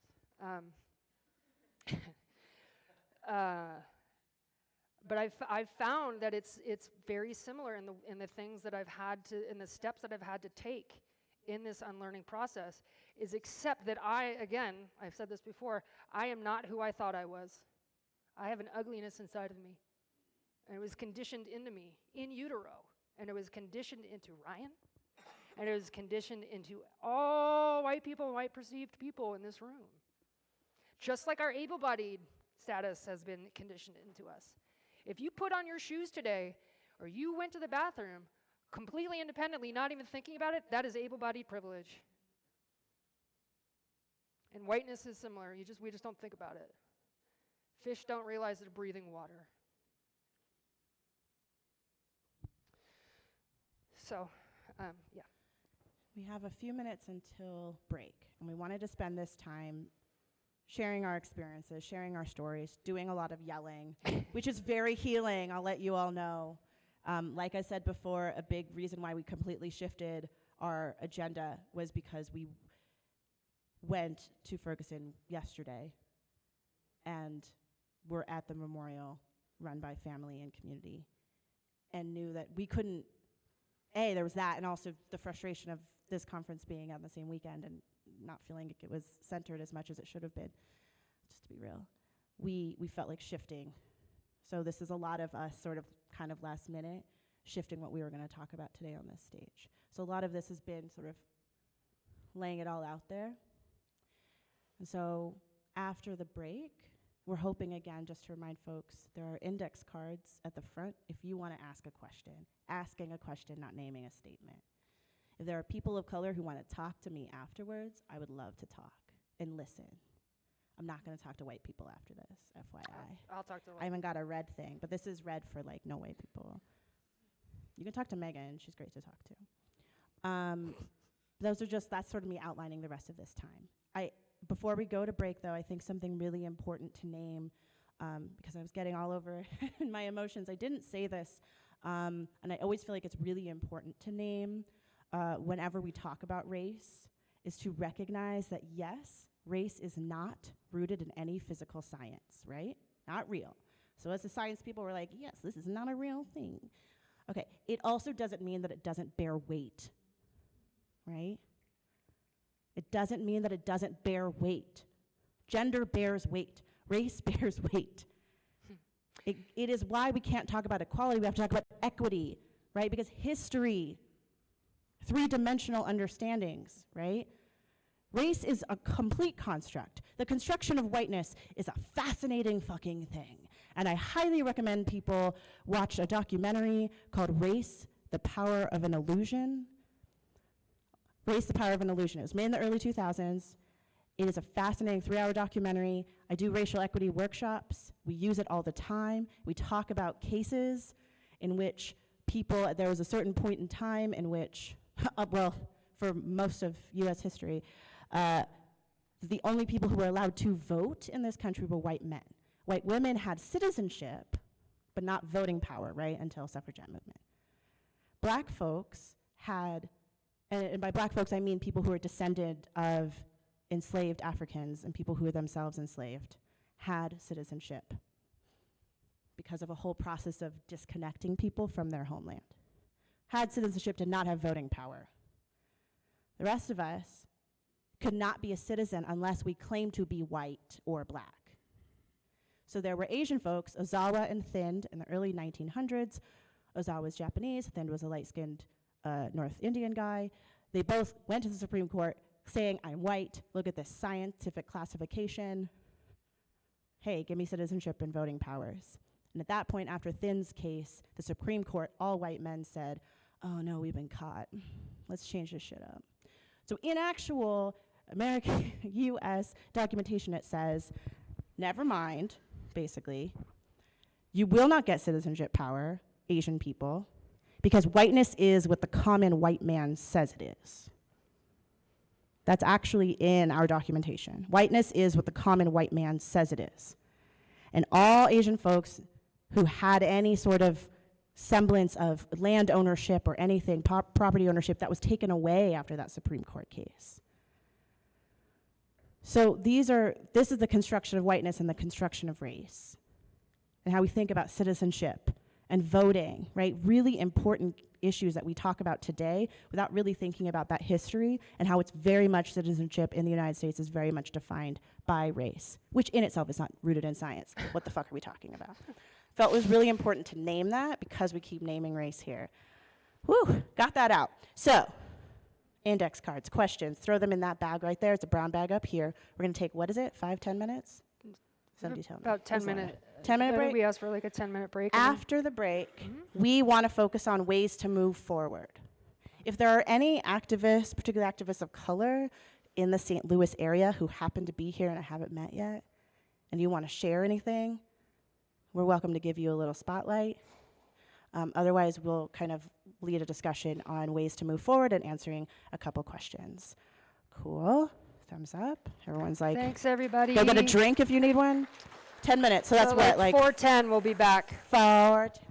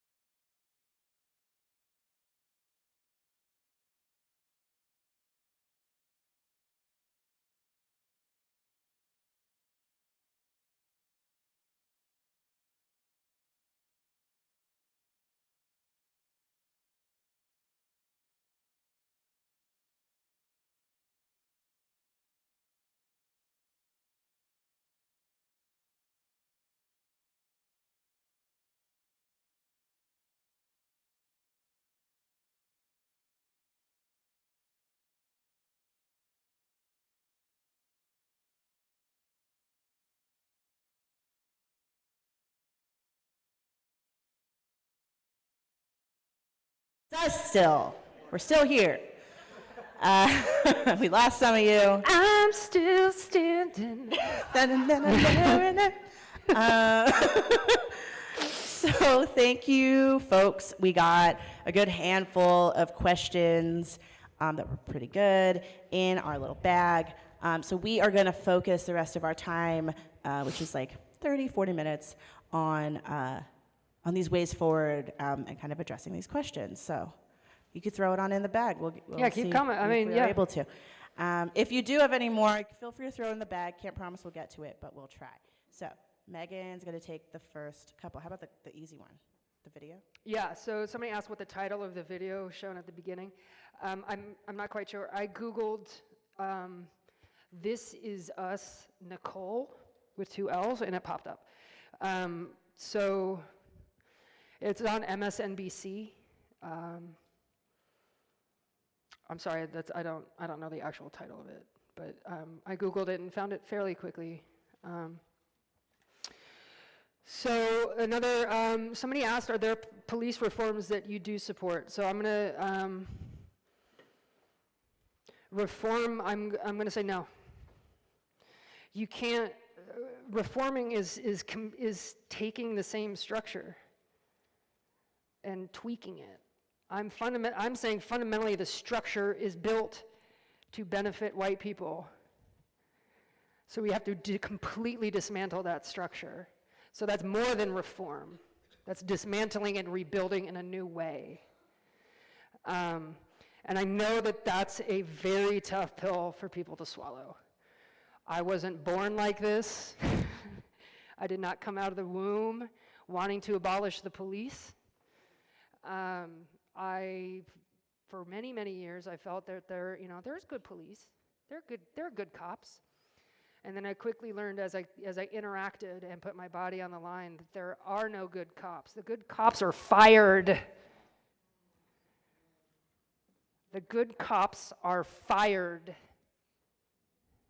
The good cops are demoted. The good cops quit. So it's a sick body. And to the point where that there is no cure. And it's destructive. It is killing people. Darren Wilson was afraid of a black man 147 feet away and shot him while his hands were up. He was not indicted. In Baltimore City, Keith Davis Jr. was the first person shot by Baltimore police after the death of Freddie Gray. He was shot at over 40 times. He was hit 3 times in a case of mistaken identity. He was an unarmed black man running down the street because somebody yelled they have a gun. So he was running for his life. They ended up chasing him and shooting at him in a dark garage, thinking they were chasing somebody who robbed a hack. He now sits in a cage because they realized they shot an unarmed man, so they dropped a gun on him and said that gun was used in a murder 5 hours before he was shot. He went through 4 trials for the same murder case. The state plays tricks. So, and the cops who shot him got promoted. One of those cops actually had to retire early. You know why? Because she was under investigation by the FBI for being a drug dealer. Not fired, she retired. So there are no good cops. The good cops quit. The good cops get fired. The good cops get demoted and become ineffective. We have to think about a new way of accountability. Because people do harm to each other. That's not to say that people don't do harm. That's not to say that people can go around hurting people. People need to be held accountable for hurting. We have to take care of each other. So if people get hurt by somebody, there needs to be accountability. I personally don't think that people should be put in cages. It doesn't work. Never has. Sorry, I just went off on that. And we have to, again, acknowledge history, right? The deep amount of mistrust, distrust in police, right? The gaping hole where trust could have been does not allow for reform to be possible. Examples. So Megan and I both have masters in public policy. It doesn't mean shit, that's just how we met each other. Is in school to get public policy degrees. My focus was around shifting criminal justice policies to public health, because that's what I thought would be a good idea, right? Sex work, homelessness, drug use, overdose, shifting the dialogue to talk about mental health, right? Substance use disorders, da-da-da-da-da. And then two things came to light very quickly for me. One is that the medical system medicalization is in itself also extremely racist. Experimenting on people, right? Constantly experimenting on people. And working in collaboration with police. So that's not necessarily just trading one system with another. And often when we talk about reform in the drug policy movement, it very much is around increasing medicalization approaches. It's one thing for another, right? Right, I was gonna get into a whole thing about the Democratic Party. I'm not gonna do it. It's one thing for another. It's all the same. So there's that. And then a very specific case is when we think we're making movements, right? So in the state of Maryland, I advocate for a lot of drug issues to decriminalize cannabis, but also to recognize reparations are needed, right? That's what it is. Reform is a Band-Aid on top of a Band-Aid on top of a Band-Aid, right? And so, for example, in the state of Maryland, now we have a Good Samaritan law. It sounds really nice. Many of your states might have Good Samaritan laws. What it means is if someone is experiencing an overdose somewhere and somebody else revives that person with naloxone or oxygen, naloxone is a medication that reverses all opioid overdoses. It's amazing. Most states you can carry it or get it covered by Medicaid. So if somebody is there, right, two people are together, somebody's experiencing an overdose, the other person can revive that person, and then that Good Samaritan, the person who saved that other person's life, is exempt from any prosecution for having drugs in their system or it being in possession of drugs. Because chances are, drug users save each other's lives. The people who save the most lives of drug users, the people who reverse the most overdoses are other drug users. They are friggin' lifesavers. Right? Because it's community and it's love and it's compassion. So Good Samaritan laws are passing all over the place to allow, to remove, any chance of prosecution of people. Sounds great. I was a big advocate for it, went to Annapolis, our capital, pushed for it. What is the first thing the fucking Baltimore Police Department does? They pass their own administrative policy that declares every overdose scene as a homicide scene, which automatically means 5 detectives with nothing else better to do are sent to that scene, are dedicated to the case of that overdose, getting people's phones, tracking their phones, getting the contact information of anybody who would have possibly been near that scene. Oh, we're not prosecuting you. We're just gonna find out everything about anyone who's your blood relative, or we're gonna look through all of your phone records. Right? That is why we can't believe in police reform. Because they're insidious, and these policies, there's always gonna be something else, right? There's always gonna be a loophole. And so what we need to do is acknowledge history. We have to acknowledge history, just like the video is saying, right? We cannot keep believing in the innocence of whiteness. And, one thing I hear quite often is, well, there's black police.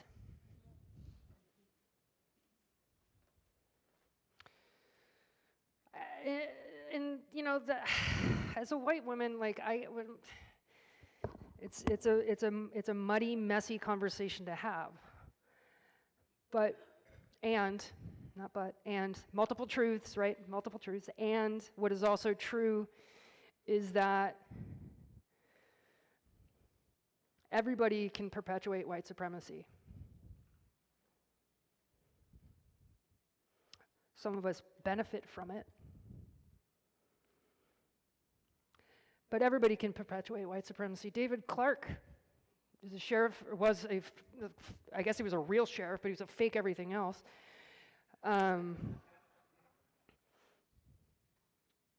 He believed in putting people in cages. Somebody died of thirst in his jail. Thirst. And he didn't give one fuck. So it's, there's power dynamics. Everybody can perpetuate white supremacy. Only a portion of us can benefit from it. May I add something to that? And I think when we talk about it as supremacy, right, we think of it as this separate thing, or we think about neo-Nazis or KKK, right? It's this hot button topic. I like to reframe it as just normalization, white normative culture, right? It makes the fact that I'm wearing a bindi, or as my family, we speak Telugu, we call it a buttu, which is a religious symbol, but also I'm Indian and I feel like fucking wearing it, right? The fact that I'm wearing this, like, oh, she's exotic, right? Or this skirt that my mom sent me, right? Performing my Indianness is outside of white norms, and that is white supremacist. The fact that I woke up today and I'm like, I'm gonna do it, I'm gonna wear my buttu, and I have to rev myself up to do it in front of a bunch of white people, that is white supremacy in my brain, right? That is what we're talking about. It's in the air we breathe, the water we drink. And so it's supremacy, but it's also normalization, so we could think about it like that, if that's easier, because it's easier for me, especially because I'm like, white people aren't better than me. That's not what I'm fucking saying. But it is saying it's something that we're trying to strive towards always. So it's this normalness. Nobody in here wants to be normal. Let's just be real about that too, right? So thinking about it like that might be helpful. Thank you for that. Thank you for checking me on that. Yeah. Just an additional commentary. Well, hey. Other questions? The other question, there's a question, somebody asked, how do I, as a cis-passing white trans woman, navigate being used as a weapon against POC? Can you read it slower for everyone to... Does anybody mind if I read these out loud? No. Okay. I guess that was a shitty way to ask that too. Anyways, sorry everybody. The question is, how do I, as a cis-passing white trans woman, navigate being used as a weapon against POC, more specifically black folks, while also dealing with my own oppression? That is deep. And I just want to say, one of the reasons I asked Megan to read it out slower is because the question in itself is illuminating. Because I can imagine many people in here are like, wait, what is this circumstance? What is this person going through? Right? That is a real circumstance. We thank you for sharing it, whoever you are. And just, it's an important thing in itself to know that that is a question people have. Yeah, so I'm going to read it again. How do I, as a cis-passing white trans woman, navigate being used as a weapon against POC, and more specifically against black folks, while also dealing with my own oppression? Transphobia is very, very real. Very real. And it takes an extreme amount of courage to live authentically in this transphobic world. I can't speak specifically to how I can't guide trans women. I'm not a trans woman. I have been, gender presentations have flowed through the years. As a child, I was misgendered. I've been misgendered as a boy since before Reggie was born. So probably in like second grade, I cut all my hair off and I started dressing in boys' clothes. I felt more comfortable that way. My parents supported me. I played on the boys' t-ball team. I felt more comfortable presenting masculine. So I can, that's, I don't know, But what I can say is I do identify right now as a cis woman. Misogyny is real, the patriarchy is real. And I've talked about as a white woman, white vaginas, as cis women have been weaponized against black people.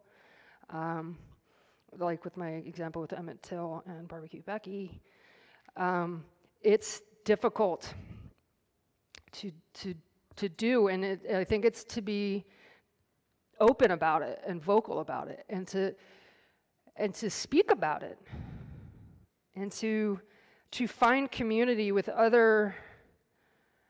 I want to use the exact phrasing: cis-passing white trans women. I think there's a lot to be said about working stuff out within your own affinity group. Because there's a lot of messiness and a lot of unlearning. And so when I have a question to ask about this is a really fucked up question, it's not on black people and non-black people of color to do the labor to explain it to me. So then I go to my peers and I say, okay, I got a fucked up white person question. And they're like, all right, let's do it. And then, you do that away from people who would be harmed by that unraveling and dismantling and talking. It's very important to make sure that as we as white people of all genders work through this unlearning, that we do it with as least harm as possible. It's a harm reduction mentality, right? And so a lot of times that means that you will find yourself in rooms full of white people, which, sometimes I'm like, what, look around, where are the black people? Don't be, don't isolate yourselves. And what is also true is that those are spaces to work this stuff out. So the only thing I can say is to acknowledge it vocally, is to, if you're safe enough, be vulnerable publicly about it, if possible. I know it's very unsafe. And I wish I had an answer. I don't. And I think the piece around affinity groups, which if folks are unfamiliar with that term, it's like people with that shared identity, right? So we all of us have multiple intersecting identities. We all have some gender or no gender, that is an identity, right? Race, skin color, age, all of that. And so we can't, I wish that we all could find our very perfect niche, right? If I could find dark-skinned, South Indian, American, second generation, queer women who do harm reduction work, I would be fucking there all the time. I wouldn't be here. I would just be there kicking, watching TV, right? Like that's where I would be. That's not a space I have yet to find. Hopefully, God willing, I will. God is good. Jesus, help me. But, and so, we say that it's like, but find as close as you can. And the internet is a glorious, terrifying place, but the internet is a place where that can happen, right? And so I say all that to say, like, I have become such an advocate for affinity spaces to work out our messiness, especially for white people. And for me, as someone who has this, like, really interesting socialized nature to coddle white women, and be like, no, it's okay, like, you're fine, I'll answer your question. I have to stop myself from doing that, right? I have to stop myself from being like, I know the solution, but I'm not gonna fucking tell you. And so that's also something we're working through, or like sit through it and like get messy together. That's something we're all kind of working through. So I just think it's really important to, if you are in a space that is all white, it's not like, oh no, we have to increase our diversity. Well, if or when you do that, how's that person gonna feel? How are those people gonna feel when it is an organization or a space that hasn't done its own work, right? Created norms that would actually be comfortable for people of color or other marginalized identities to be able to actually feel comfortable in, right there. Right? And so I just think it's really important for everyone to do their work and to figure out, okay, this is a very important issue that was brought up, and are there other white trans women, trans people who that person can talk with, right? Or who can, And maybe us, and also I would say us as cis people need to recognize that that's an issue that we could be perpetuating Right. with our own transphobia, and let's talk about it too. Just because we Right. don't have that identity doesn't mean we can't talk about this thing that we might be fucking up on. Yeah. Um, Yeah, the weaponizing is a difficult thing to acknowledge. So I think, again, I wish I had a better answer. Yeah, we're gonna move I to other apologize. questions. I know we have a bag with more questions in them. Oh. But Megan's gonna look through those while I take on a couple of these around moving forward. I'll also name, in case people, I'm always like to give spoilers, is that there's a couple questions around self-care that I'm so excited about that I like have pushed them to the side of my plate so I can eat them last. So if y'all know what I'm talking about, nobody? Croutons? Okay. So we're gonna get to self-care questions at the end because I think that's always a really good place to kind of reground ourselves before we leave this room. But in the non-self-care questions, let's power through. Okay, I'm gonna kind of summarize these a little bit. This is really about moving forward and doing action, right? So one of these I find interesting, I could share an anecdote around. Unsure of the race of this person who asked this, but I will speak as a person of color, because that's what I am. Kind of the idea of like coming out as atheist or a non-believer when trying to collaborate with other people of color who, just like white people, have an array of belief systems, right? And so, and often our atheism can become the main issue, especially when we're with other people. I find that very often when I'm with a lot of South Asian folks. And it's a whole thing about Hinduism where people are like, yeah, I don't practice either. I haven't gone to temple in years, but I'm not like an atheist. I'm like, you kind of are, but whatever. You know? And it happens regularly with me, with Hindu folks. And I'm like, well, if we're not going to talk about that, let's talk about our caste privilege. And that's not really fun happy hour conversation. But with all that said, I think, you know, when it comes to collaborating, so I had mentioned earlier in my harm reduction work around ending overdose, ending criminalization, a lot of the work I do is actually in partnership with a lot of churches. So my organization, Baltimore Harm Reduction Coalition, we do outreach, doing naloxone trainings, giving naloxone out in the streets, specifically in neighborhoods and areas with really high overdose rates and really high policing. And so we're out there in front of police, right, giving naloxone out, having conversations about fuck the police. And many of my white colleagues, and often these are in neighborhoods that are predominantly black. And the way that we've been able to do that securely is by partnering with churches, right? That's just, it's because it's like a large building that has a big sidewalk space and that we're able to actually be on without worries about, you know, the owner of that area kind of kicking us out. So we partner so we can use a bathroom, we can go in there, right? And these churches, I mean, it has shifted my view quite a bit in the past few years. I was so nervous about entering a church. I'm like, I don't want to do this. I don't want to go kiss this pastor's ass. Like, what am I gonna do? And I didn't even have to, right? Instead, I learned from my colleagues who are from neighborhoods who were like, we can go to my pastor. Like, oh yeah, I learned from people who know what they're talking about. We could go to my pastor. He's constantly asking me for naloxone, asking me to like do naloxone trainings. If you can help bring the supplies, we can go there, right? Go people with relationships. And in my atheism and my raised as a Hindu, sure it comes up. Sure exotification comes up. Right? Hey, how about you come and sit in the service? I'm good, thanks. I'll sit over here. It's fine, right? And yes, we have to navigate our awkwardness, but damn if it isn't powerful as hell to be sitting in a church while there's a sermon going on, and it's like Black Baptist church, right? So I'm feeling it. I'm like, wait, am I still atheist? And I'm like in it, and then I'm giving out naloxone, and I have a line of people, right? Church-going Christian people, aunties, right? Who are like, I just used this like 2 days ago.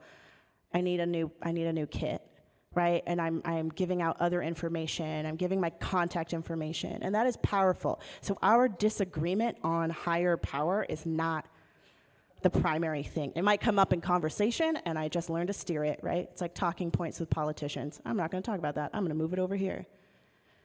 Because what is the point? The point that I'm there for is saving lives and finding relationships. And so that's what I find, if we're talking from an organizer perspective, right? That's from an organizer perspective. If it's from a relationship and friendship perspective, I'm definitely not friends with anybody who's tried to convert me anymore. Those were fun times. But, that's a whole other that's a whole other thing. Yeah, let's do. These are really good questions. They're so good. We don't have enough time. And yeah, we don't have time. So we're gonna keep going. Oh my God, like climate change and shit? Okay. Yeah. I don't know. Y'all, the iceberg, we ain't got no icebergs. That's all I'm gonna say about climate change. Like, I'm not an expert on this. Somebody had this amazing question about climate change. I don't know any answers about it. I'm just saying. So, yeah, I everyone think it needs was to pay about- attention to all of the issues. That's my answer No, it to was that. about Christian privilege. Christians are the worst. Okay. So it's okay. Well, right. Here's a question. What I find to be a problem is that most white people do not care to acknowledge the things they do. How does one deal with that? So I deal with it with a lot of anger, and sometimes that doesn't work. But it's just what I feel. People, then we get into the conversation about civility, right? Who does civility actually serve? And who benefits from the status quo? White people. So the argument about civility is garbage. It is not on, and I've said this before, it is not on black people and non-black people of color to regulate emotions in order for white people to hear them. That's labor. Oh. That's demanding emotional labor. It's on us to be able to be open to receive the information in any way it comes. We cannot criminalize black anger. I know I'm sort of straying from the question, but we can't criminalize black anger. We have to deprogram ourselves from being afraid of black anger. Right? There was, during the uprising, the Baltimore uprising, what you saw on TV was what they wanted you to see. There was, the CVS was on fire. People are like, oh, the drugs are being stolen. I'm going to tell you right now, do you know who stole those drugs? The police. And they are in prison right now because of it. Wayne Jenkins, if you've heard of the Gun Trace Task Force, there's about 9 cops who are now serving time in federal prison because they were running drugs and guns. And they stole drugs. Garbage bags of pills from that burning CVS. And they sold them. All right? Why am I saying this? Where did I? Okay, I just sort of went off the.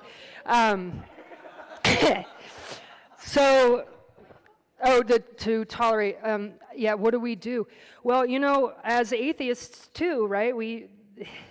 There are people on this earth who believe a man was nailed to a cross, died, and rose from the dead 3 days later. And they firmly believe it.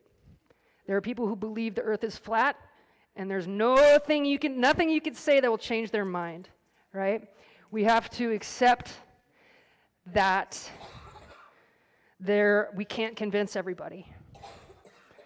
And there's this one quote, and then I'll hand it back to Reggie, that stopped me in my tracks. Not everyone wants to be free.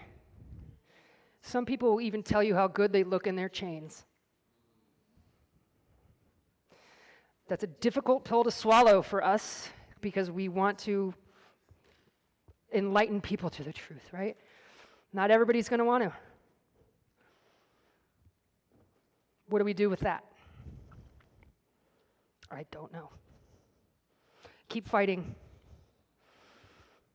Whatever question you want to. Just a time check we got. Yeah. It's 4:43. So, again, thank you for all of these amazing questions. We have some really powerful questions, like I mentioned, about climate change, about mass shootings and mental illness. Mental health, yeah. It's all, we could be here and talking about that for a while, but I'm feeling heavy. I'm sure many of you are feeling heavy, and if it's okay, I ask for permission that we dedicate the last 15 minutes, 10 to 15 minutes, to self-care. Okay? Is that cool? Those questions, unfortunately, will always exist. That's the other horrible part. We can talk about climate change and mass shootings later, I guess. Sorry. Okay, so one of my self-care things is sarcasm and jokes, obviously. It's not always, I'm always like, oh, the white people think it's awkward. They're like, do we laugh? I don't know. She's laughing. Do I laugh? If I don't laugh, will that be rude? You can laugh. I'm funny. I'm very funny. Megan's very funny. We're also both really good at karaoke. During the height of Lady Gaga's career we were masterful at the I was Hippo still in drinking at the Baltimore. time, too. And like that, we wanted to talk about friendship and that sort of thing, right? So that is part of the self-care practice. So these questions we had, I want it like really powerful. How do we manage despair? I mean, fuck, right? Like, how do we balance the need to do this never-ending painful work with the need for self-care? It is never-ending. It is never ending, and it's constantly coming up. And so how do we take care of each other? So when we talk about being allies, accomplices, co-conspirators, etc., yes, it means that I need my white friends to stand. Do you need water? Do you need water? And it's okay, no. No problem. I've been having my own issues too. I just want to make sure you're hydrated. Okay. That's community, okay, right? So, it means that when we are protesting, I'm gonna be like Megan or my partner who's a white cis man, come over here, I need you to have your body here, right? It means that. It also means checking in. It also truly means checking in, or random Venmoing money, right? How are we not only helping each other advance the cause, but how are we helping each other to sustain ourselves in advancing the cause? We have to. Me, Megan, and our very good friend Blair, who's a fantastic, beautiful, gorgeous, queer black man, we go to IHOP every once in a while. We are not too cute for that. We have our IHOP dates. He always gets the Southwest Scramble, and it cracks me up because it's like always on time with that Southwest Scramble. And we just laugh, right? And we just have time together. He runs an amazing organization called Yes, Youth Empowered Society in Baltimore. Look it up. Give them money. Give them money. It is a space that supports young folks who are experiencing homelessness, particularly queer young folks, particularly black queer young folks. People who might need a place to sleep, take a shower, use drugs safely, whatever it is, they take care of each other. And he is the executive director, and he's brilliant. And me, Megan, and Blair, and I miss him, I wish he was here, but me, Megan, and Blair have a text chain where we're just sending random, random gifts and random things, right? That is self-care. That is absolutely self-care. We're checking in. Oh, I haven't been on this chain in a while, right? And it feels silly, right? And as long as that's not the primary, as long as we're also at IHOP having a cry, because fuck it. I don't care if people are looking at me in this IHOP. I'm going to cry into my pancakes. And we're talking about these horrible... I always cry at IHOP. Oh, my God. And we're just like, oh, it's awful, and it's that despair, because that despair is never ending, but we have each other. And I know I can count on these two people who are two of my closest people in my entire life, right? And so that is what a really good co-conspirator looks like, right? I really think so. And of the white folks, and I will say at times when I've realized maybe this person isn't the accomplice I need them to be, are white folks who were always like, hey, I was thinking about an action or a strategy. Rajni, I was thinking about you for this thing, and I want to center Asian voices, and da-da-da-da-da. And I'm like, I don't want to talk about that. Like, I need you to not be all up in my space, right? And so those are, right, that balance is really important. Yeah, and being, again, back to the talk that we were going to have with interracial friendships, as a white person, unlearning and recognizing boundaries and emotional labor that I had been asking of Rajni, it can feel a bit isolating to be like, I can't lean on my friend like I used to.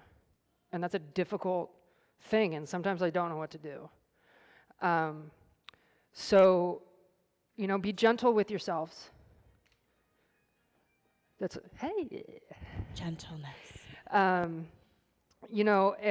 it can feel isolating when you are white and out there, and all you do is talk about this stuff because it needs to be done, and you put your body on the line, and you're willing to sacrifice your life. Sorry, Mom. I think my mom's watching. I'm okay, Mom. That is a real thing that I think about. I may die doing this work. I may die because of this work. And that can be isolating. And putting that fear on Rajani and Blair, even though I just did it publicly, so I I just fucked up. Being gentle with yourself and forgiving yourself and knowing that your friends are in pain and allowing them to grieve and making space for that. How do you deal with despair? Just, like Rajani said, it's building community, knowing that you're not alone. We're here. We're screaming, right? Come join us. Come join us. We're running out of time, both on this planet, climate change, and in this country right now. We're running out of time. So let's be gentle with each other. Be gentle. Forgive yourself. Forgive yourself. And know that you're not alone. We're here. This is just like the professor in the beginning. This has happened again and again and again. My parents are almost 80 years old, and they're like, I can't believe this is, I thought it was different now. Nope. It's the same shit. And there's a reason we keep doing it, is because those voices in the past have been erased. There were white anti-racists. There were abolitionists. John Brown, right? So let's get up and be vocal and visible so that it is impossible to be forgotten. And let's do it together. And I think that speaks to another aspect of self-care as well. Thank you. That is knowing our history and having a frame on it, right? So when I say that, that means, yes, our history. It's really hard for us to even talk about self-care without being like, we've been fucking up forever, right? But I think... But bringing it, and I don't even want to say reframe because that sounds like, rose-colored glasses, but I think it's like, no, okay, here's what I'll say. As an Asian American person, my mind was fucking blown when I read this book by Erica Lee, which is The History of Asian America.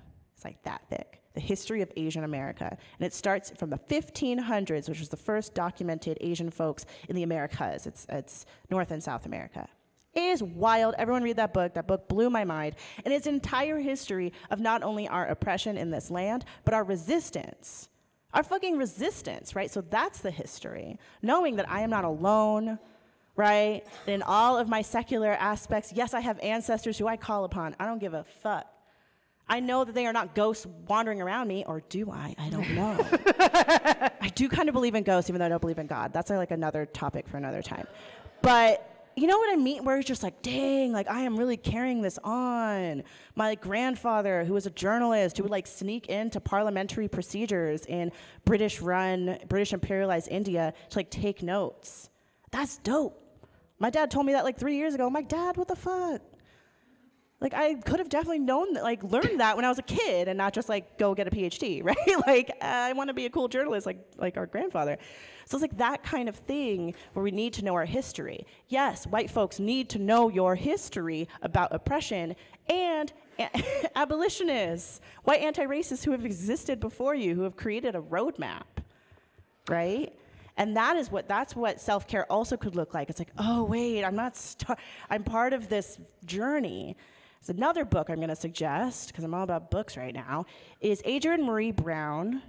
Adrienne Maree Brown, I praise her, is amazing. She has 2 books. One is called Emergent Strategy, and it connects our organizing work with nature, just the natural the cycles of nature, right? And how we just have to flow like water. And it sounds cheesy, but there are times when I'm facilitating a really intense, racially charged community dialogue, and I'm like, oh my God, how do I keep myself okay right now? What is my self-care practice right now? And it's like, whoop, I'm not gonna praise a God I don't believe in, but I am gonna remind myself of water, right? I am mostly water. That is a scientific fact, right? Let me connect with that for a moment. Let me ground myself in this earth beneath me. Those are that's real, that's tangible. And so that can be self-care in moments. That can be getting woo-woo. If you know what that means, it's okay. Be like, let's all talk about the roots growing down from our feet. Just do it, right? Lean into that a little bit. It's not gonna make you less atheist. I think it's like, really not, you know? Boom. Just don't like start an imperialistic war about it, you know? Like, learn from history or something. Have some crystals. I don't give a fuck. But, like, also don't be culturally appropriating. There's a whole lot of stuff going on there. Yeah. But my point is, there are ways to practice. What am I saying? I don't know. Self-care practices that you can integrate into your own life. You can connect with this earth. You can connect with science, right? You can connect with your friends.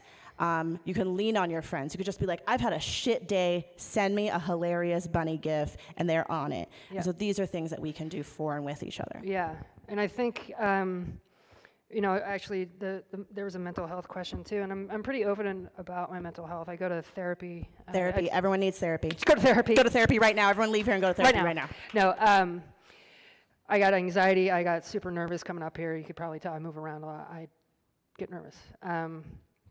I just also have just a low-grade anxiety, like all the time, and you know, bouts of depression.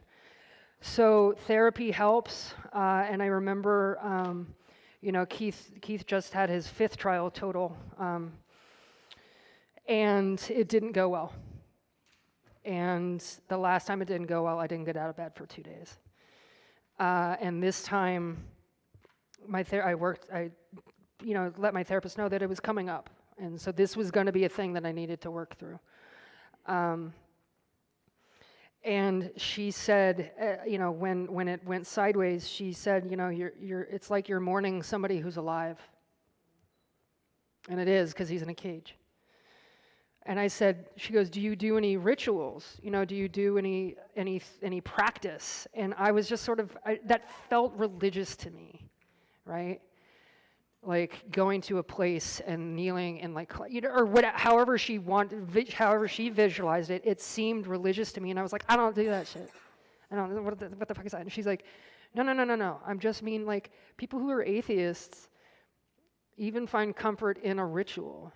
And there's something about it, like sitting under a tree. Like it doesn't have to be a shrine or anything like that, but it's a ritual. She goes, there's a ritual that you can do when you're in mourning for somebody that will help you connect with whoever it is. And if you keep doing that ritual when you lose somebody, you can find comfort in that. And that blew my mind.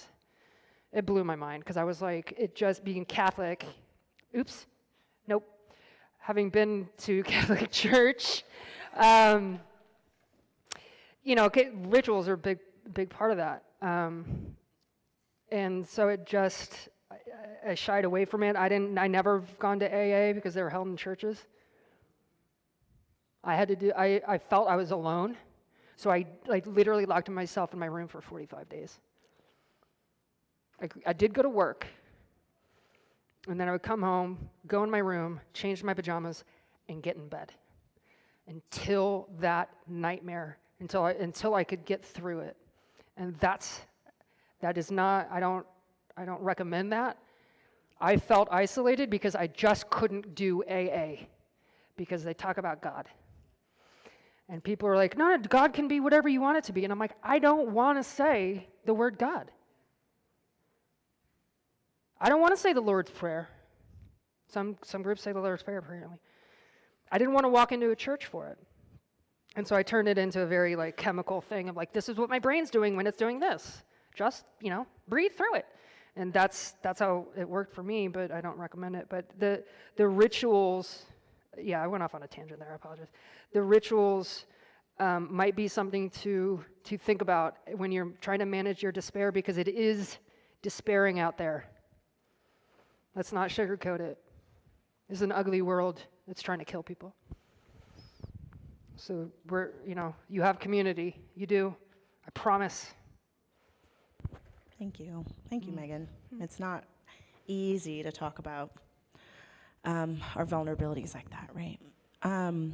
We have 2 minutes, and because I'm a big fan, man, y'all don't know how much I would love to circle up. I'm such a facilitator. Let's get in a circle and everybody share something. We don't have that capacity at the moment. I'd love to, if you just want to shout a self-care practice, some Ooh. ritual. Can people just shout things? Make cookies. That's great. Make me some cookies, please. Okay, next. Come on. Bubble bath. All Bubble right. baths are great. Bath bombs are fantastic. Greta. Dates with friends. Dates with Yes. friends. Arts and crafts. Art. Eat a giant bowl of fruit. Eat a giant bowl of fruit or Yeah. ice cream. Bicycle. Bicycles. Changing Oh, out of your Of your pajamas. and into Wow. pajamas later. That made me nervous. Wow. I'm like, I'm not in pajamas right now, but now I suddenly want to be in my pajamas. Yes, out of them. Sure. Okay, I hear that. you. I Okay. see you. I see you. That's Yeah. real. Anybody else?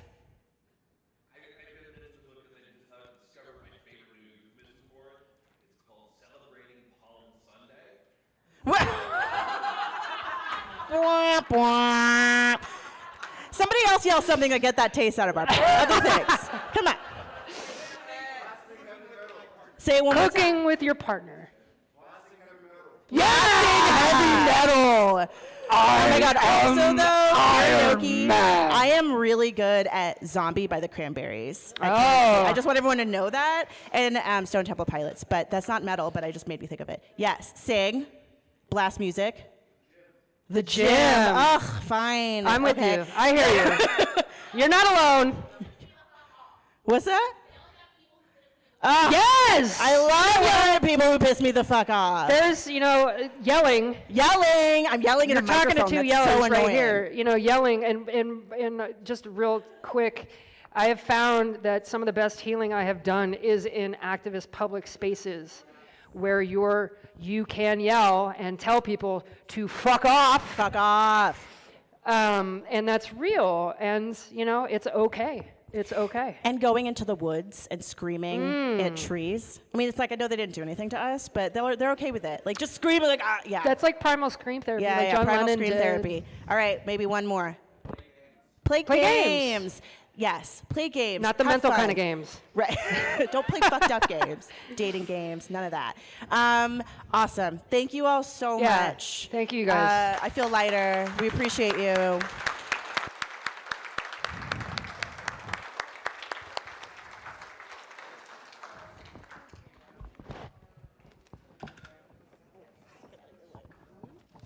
We'll be back at 7. See you then.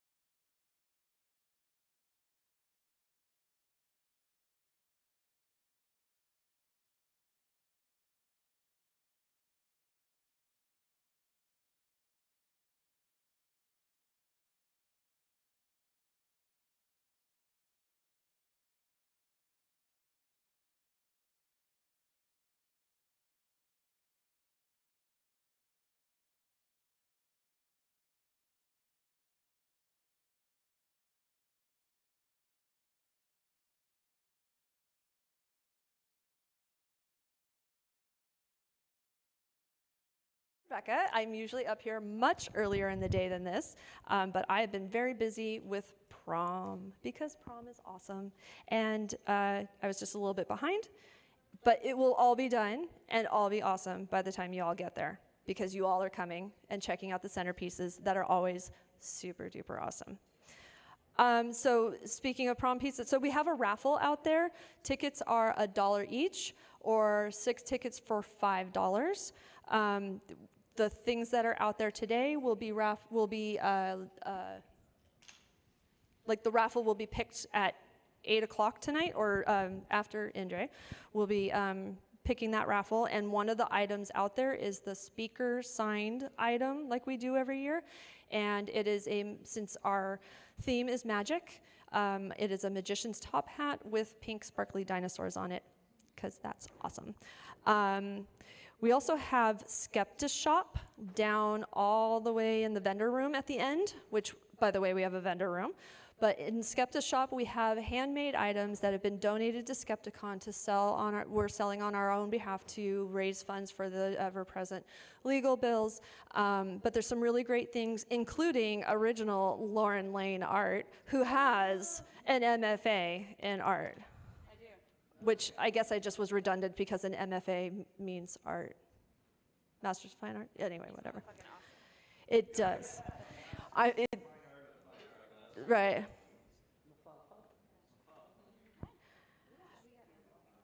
I can keep talking all day, Bart. You gave me a microphone, that was a problem. All right, so we also have a new room that I introduced this year. We have an activity / community / media room that if you are a media person of any kind, you have a podcast, a blog, a vlog, you're a reporter, whatever. If you want to, do an interview, you want to do a podcast recording, you want to, whatever it is that you do, if you want to do it, you can reserve a time in that room. There's a calendar outside. You just put a sticky on the time slot, and it's yours. You can say whether it's public. Did you just say a flog? A flog? No, we're not having flogs in there. That's for your own private room. Right, yes. Okay, so, yeah. That's on your own time, not Skepticon time. Anyway, so you can, reserve that room. Somebody had it this morning and was teaching how to crochet. Right now we're having primping for prom. I don't know if anything's actually going on in there, but I reserved that time so people could go in there and do makeup and hair and outfit help and all that kind of stuff. And what else? So, and the food pantry is in there. If you're hungry, please go eat. There's a microwave, there's hot water, and there's a bunch of food that has been donated. There's also a clothes closet that if you want an outfit for prom, you can come in whatever outfit you want.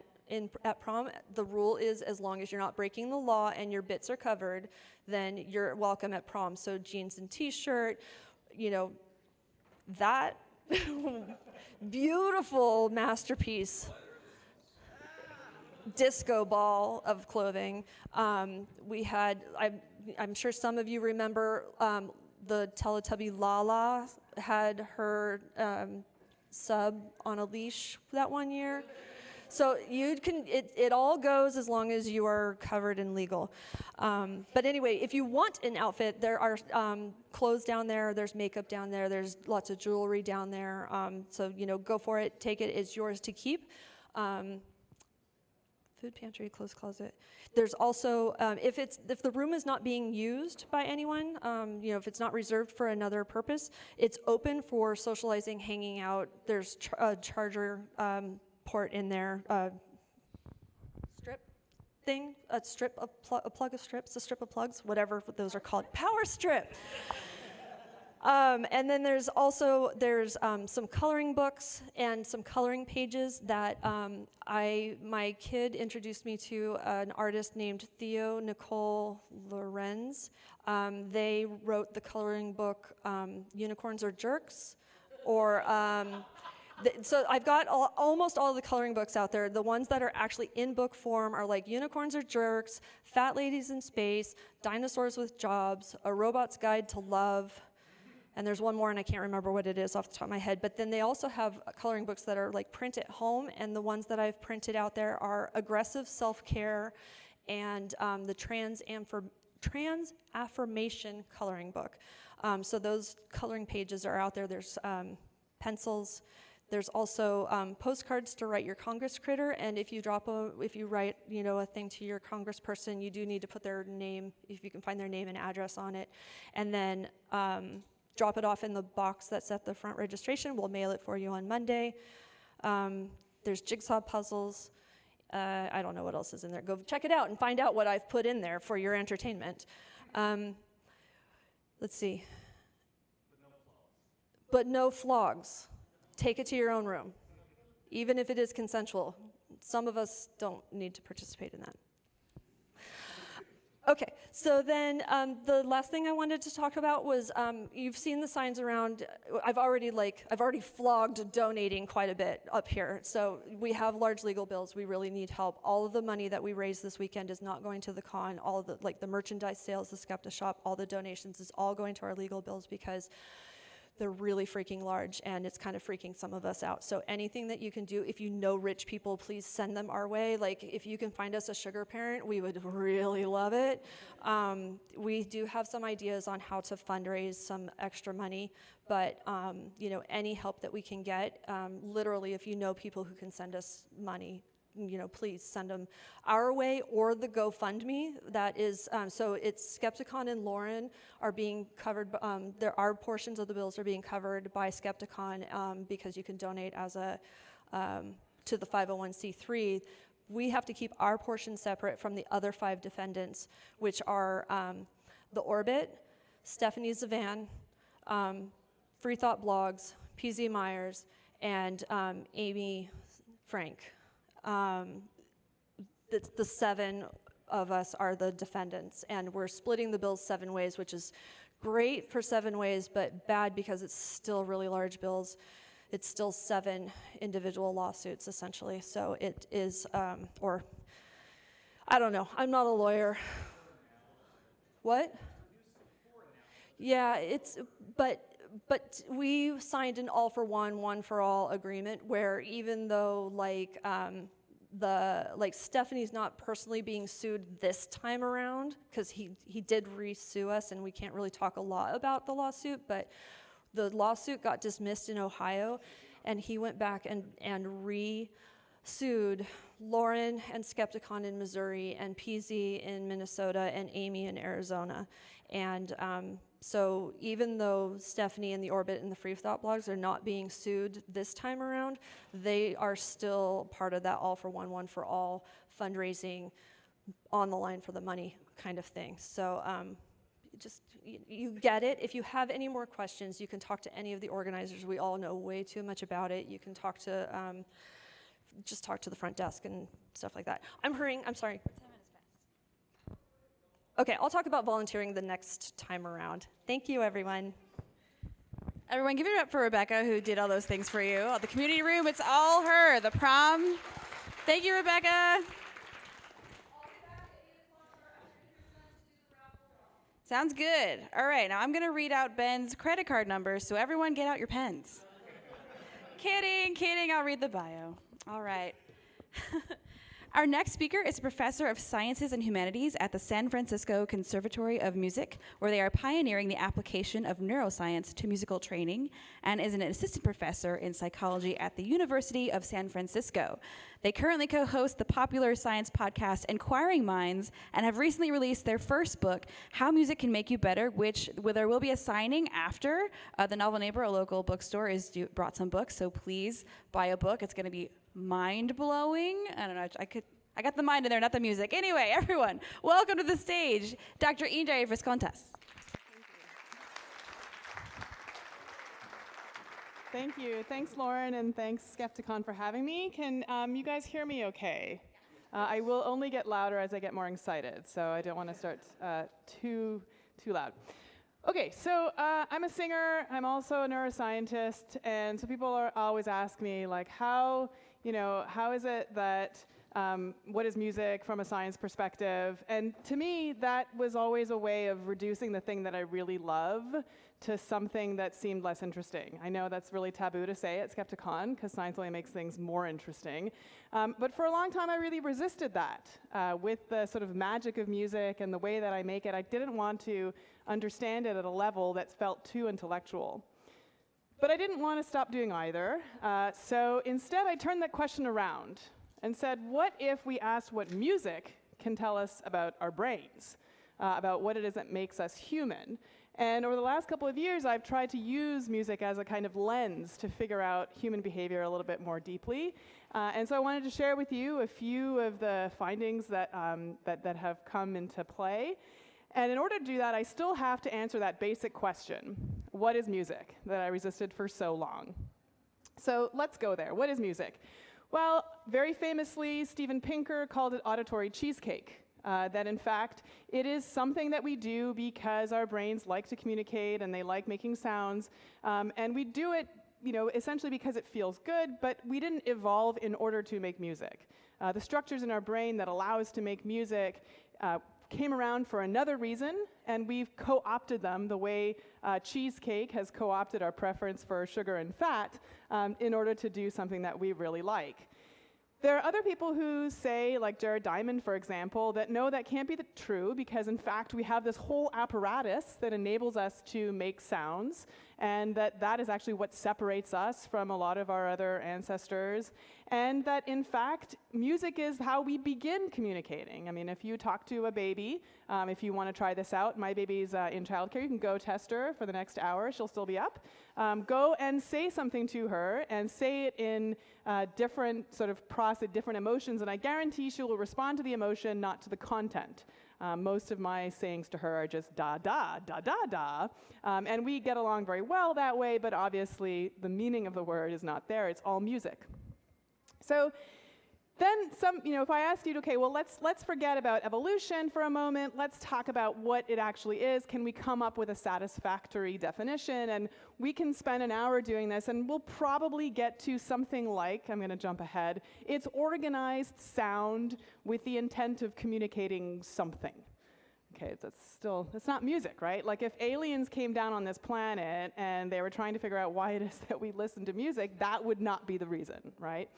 So it's still not satisfying. So instead of trying to figure out how we're going to actually put it into this one box, I want to demonstrate to you the difference between speech and song. Because music, after all, is a little bit like porn, right? We know it when we hear it. Right? So I will actually argue it's the other way around. We hear it when we know it. And here's a demonstration that hopefully will make this point very clear to you. This is the mellifluous voice of a music cognition pioneer who's at UCSD named Diana Deutsch. The sounds as they appear to you are not only different from those that are really present, but they sometimes behave so strangely as to seem quite impossible. But they sometimes behave so strangely, sometimes behave so strangely, sometimes behave so strangely, sometimes behave so strangely, sometimes behave so strangely, sometimes behave so strangely, sometimes behave so strangely, sometimes behave so strangely, sometimes behave so strangely, sometimes behave so strangely, so strangely, so strangely, so strangely, so strangely. Okay, so what happened there? At some point, probably the majority of you started to be like, oh, that's clever, she's repeating it. And I'm a little bored, and now you're wondering, like, okay, what's next? What did I have for dinner? What am I going to wear to Skeptiprom? And at some point, all of a sudden, it sounded like she was singing it. Some of you started beating your heads. Now, for those of you for whom this illusion did not work, for whom it never sounded like music, it's probably because you were paying too much attention. You actually, if you let your mind wander, it's much easier for this illusion to happen. But now let's just go back for a second about what happened in your brain. Okay, so when you first listened to that entire sentence, unless you've heard this illusion before, which by the way, we'll talk about in a minute, is even more fascinating, if this was the first time that you heard this illusion, then essentially your brain took that auditory stimulus and it processed it and it got to some kind of meaning, right? You understood what she was saying. The sounds as they appear to you, are not quite as they seem, right? And then over time it changed. Now I'm going to play you that entire first phrase again, and I want you to remember that nothing physical has changed outside of your brain. Nothing. Right? The auditory stimulus is exactly the same. The sounds as they appear to you are not only different from those that are really present, but they sometimes behave so strangely as to seem quite impossible. But she just broke into song the second time, right? Right? For most of you, I think that's probably what you're experiencing. If you've heard this before, you would have heard her break into song the first time, which is even more amazing because it's probably been a long time since you've heard this illusion, and your brain was forever changed by it. For the rest of you who now have heard this illusion, your brain is forever changed by it. You cannot listen to that first phrase again and not hear her breaking into song halfway. Right? Really weird. What's happened is that your brain has decided, hey, I gotta listen to this because it's music. And all of a sudden it recruits all these different networks, brings all this other stuff to the processing, and it has become music. So music isn't music until your brain thinks it's music and listens as such. What is the difference between the first time you heard that phrase and this last time? Repetition.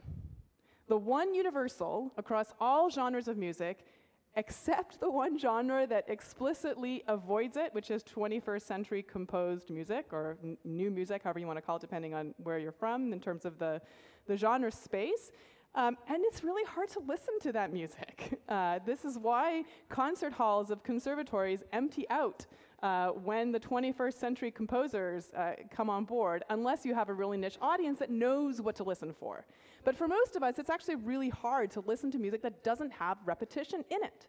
And that's because repetition tells us where the patterns are. And ultimately, our brains are really interested in recognizing patterns. And those patterns are where we extract the meaning. So for example, there's one pattern that we are really interested in as human beings, and that is the pattern of the face. So we will see faces everywhere, even if there are no faces there. We will imbue them with personalities and emotions, right? Even though none of these are actually a face, right?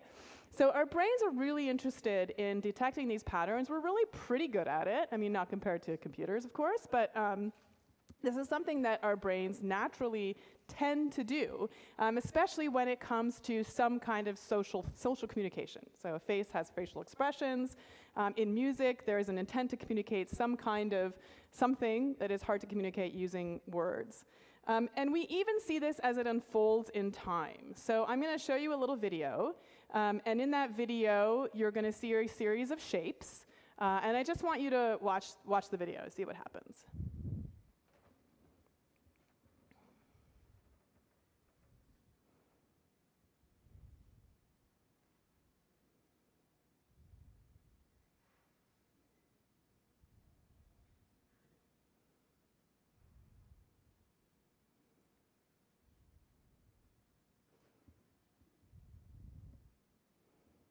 Okay, I know, cliffhanger. What's going to happen next? These are just shapes. But how many of you would prefer to have dinner with the green shape rather than the black shape? Okay, right? That's problematic because they're shapes. They don't have personalities, right? But something unfolded here. Something happened, right? There was a bully. There was a damsel in distress, what have you, however you want to interpret this. Very classic fairy tale conflict, little tiny drama, but these are just shapes. And yet we are so quick to imbue this as a story, to think about these shapes as characters in some kind of a story, and to think about them the way we would if they were human beings. That's what our brains are very sort of instinctually doing. So when it comes to music, one of the main features, of course, is that there's repetition. The repetition can be at multiple different levels. So, for example, in a classical piece of music, you might have the first part of the entire piece repeated with some variation towards the end. You could have repetition, within a single measure. But regardless, repetition is a key feature of music. My friend Elizabeth Helmuth Margulis wrote a great book about this called On Repeat, How Music Plays the Mind, which I recommend if you're interested in learning more about this. And I just want to describe very quickly a study that she conducted that sort of illustrates this point really quite beautifully. She took music from 21st century composers Elliott Carter and Luciano Berio, who were known to be, avoiding repetition, who are very, very recognized and sort of thought of very highly within the classical music world. And she hacked their music by adding repetitions. And then she had people listen to either the unhacked versions or the hacked versions. And she asked them 3 questions. How much they liked them. They found the repetition hacked examples. So where they inserted repetitions, they found those pieces more enjoyable. They also found them more interesting and more likely to have been composed by a human being. Okay, so essentially she betterified those pieces of music by simply adding repetition, much to the dismay of Elliott Carter and Luciano Berio and many composers. All right, so let's just agree that we don't need to get too deep into the definition of what music is. It is something personal, it is something subjective, it probably has some kind of a pattern that is meaningful to us in a way that goes beyond just how we can talk about it. So what about music making us better? That's the theme of my book. Now that we sort of have agreed what music is, let's talk about how it can make us better. And of course, the most famous example of how music makes us better is the Mozart effect, right? This idea that if you listen to Mozart, you will be smarter. There is a whole industry dedicated to telling pregnant women that they must play music to the fetus, that it must be Mozart. There is an entire company that makes Baby Einstein really annoying plastic toys that play really bad versions of little Mozart classics that every parent now feels that they need to buy. And so the question, does actually listening to Mozart make your child smarter even when your child is still in the womb? Let's be skeptical, ask this question. So people say, well, one of the reasons why this might happen is because it taps into pattern recognition, right? Mozart's music has a lot of these patterns that sort of build up on each other, that must be why it is that you kind of get the brain thinking about patterns in this very nuanced and informed way, and that's how it makes kids smarter. Well, let's look at the original paper from which the Mozart effect was coined. This was a very short letter written by these 3 authors at the University of California, Irvine, showing essentially that when you played Mozart before doing some spatial tasks, those individuals did better on those spatial tasks than people who either had relaxation tapes that were played or were sitting in silence. This effect lasted a whopping 15 minutes. And then it went away. So let me ask you, if I was going to ask you to do a bunch of mental rotation tasks, you're going to do a whole bunch of IQ tests, but you're going to have to wait 10 minutes before we start these tasks. What would you rather do? Sit in silence? Listen to relaxation tapes? Or listen to a Mozart sonata? Now I can tell you, if you have a cup of coffee, you might score much higher than the Mozart group here, and that's because you'll be more aroused at the end of those 10 minutes. You'll be more awake. Relaxation, silence, that's going to put you to sleep. It's going to be harder for you to do this kind of intellectual work. If you eat a chocolate bar, if you listen to a Stephen King novel, that study was actually done, or Blur, the British pop band, you will do better than the Mozart group. So that's the Mozart effect, okay? Not exactly what it's purported to be. But the question is, okay, so we're being facetious. Passive listening to Mozart is not going to make you smarter. What about taking music lessons, right? That's really where we think that maybe these effects come in. Okay, so there's lots of nice studies that say, hey, music lessons actually do enhance IQ. So here's a study of 144 6-year-olds. They were in 4 groups. They took either keyboard or voice lessons. They took drama lessons, or they took no lessons. And as you see, their full-scale IQs, regardless of whether they took keyboard lessons or voice lessons, were higher as a group than kids who took drama lessons or no lessons. Anyone see a problem with this study? The error bars, I mean, yes, but technically there is, if you want to go p.5, they're not, at least against no lessons, right? They're not overlapping. Okay, so the effect's there, yeah.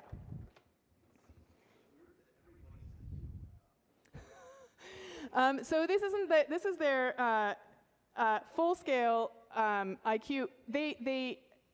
You're right. So they're all increasing IQ, but they're also getting older. So even though technically your IQ is not supposed to change, we actually don't see that. In most cases, the IQ is not that stable. But really the ultimate effect is, for me, the problem is, if you're able to afford to send your kids to lessons, there are going to be other factors at home that are going to predict full-scale IQ increases, right? On average, people who can't send their kids or won't send their kids to music lessons are probably going to have less income, right? Lower socioeconomic status. So for a large number of these kinds of studies that pit kids who take lessons with those who don't, you have this confound. You've got the confound of socioeconomic status. I will also say that the drama kids scored higher on social emotional skills, which I think is, anyway. We know that's true. Okay. All right, so what if you took the same kids and you randomly assigned them to music lessons or no music lessons? Now you're equating for socioeconomic status. That's a better study, right? Okay, so here's the Hyde study. They matched students for socioeconomic status and parent education. And then they gave these kids music lessons for just over a year. So they either got, one lesson a week of an instrument, or they had, a group lesson, and that was like the control. And then they actually measured brain volumes before and after the intervention. And what they found was that the kids who took the instrumental music lessons did show measurable brain changes in certain areas that are not super surprising. So one is in their primary auditory gyrus, right? So they actually saw increases in brain volume in Heschel's gyrus. In their primary motor area, which also makes sense, they're learning to use their hands in a new way, and in the corpus callosum, which is the white matter fiber tract that connects the two hemispheres. That makes sense as well, because one of the things you're learning if you're learning to play an instrument is to coordinate your left and right sides of your body. What they did not see was any change on any IQ tests, right? So they actually did not see effects on any other cognitive measures.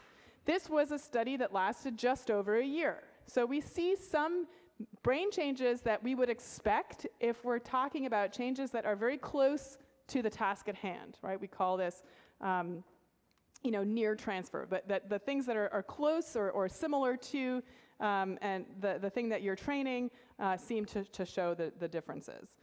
Now, if you look at kids who have played an instrument for a longer period of the time, here you actually see changes, measurable changes in things like far transfer, or more like IQ. So children who received at least 3 years of instrumental music training outperformed their counterparts on outcomes closely related to music, so things like fine motor discrimination, hearing, etc., and on outcomes distantly related to music, math, verbal reasoning, etc. And duration of training predicted these outcomes like a dose-response curve. Here again, the SES problem kind of creeps in a little bit. But there's some encouraging things here that maybe there is something about being an active participant in music that can help you in some of these other domains, although I should say that it's not a panacea, and that it's not something that the data aren't super strong in such a way that this is something that we can say the Mozart effect is really real. But the key is that it has to be active and participatory. And we see this even in children as young as 6 months. So you put 6-month-olds into an active music class in which they actively participate in the music with their caregiver, and you find that, in fact, they do have more communicative gestures at the second interval, about 6 months later, after having done these music classes. So here's a happy baby, because that just is cute. So there might be something that these kids are learning as active participants in music. And this is, of course, in infants. So if you blow this out, you could see an effect over time. But I think what I'm more interested in is not so much whether a particular genre, Mozart, playing the violin, has an effect on a person's IQ, because there are so many problems with the IQ measures, with access to and keeping the kids' interest, fostering a growth mindset. So we can talk about that for ages in terms of classical music training.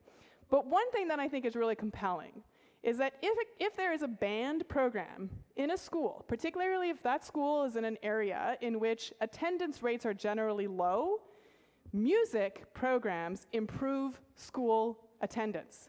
Kids are more likely to go to school if they can play in the band, and they like playing in the band. So let's think about this for a moment. If music programs increase student attendance, and we see that that actually seems to be the case, what if the students who now are attending school are not spending as much time out on the streets? Okay, one of the biggest problems in our low-income neighborhoods is that kids don't go to school, they hang out on their street corners, and then they get wrapped up in activities that eventually lead them, in this country, to jail, right? And we have a big problem with incarcerating people in this country. So let's say that one at-risk student, instead of staying out on the street, goes to school and doesn't go to jail, like, for example, this program that Gustavo Dudamel is part of in Los Angeles, where all of a sudden the kids that were in this program had a graduation rate of like over 95%, even though they come from neighborhoods where the graduation rates are closer to 40%. So let's just say it's one kid, like forget the 50% increase, one kid that would pay for 10 years of a music teacher's salary. Right, keep that kid out of jail, the finances work out. So what I would say is not a Mozart effect, it's a music effect that actually helps and keep kids out of jail and makes sense financially. Okay, so that's why we should keep music in schools. What about music as medicine? Okay, so people often say, like, what do you mean by how can music make you better? So let me just do this.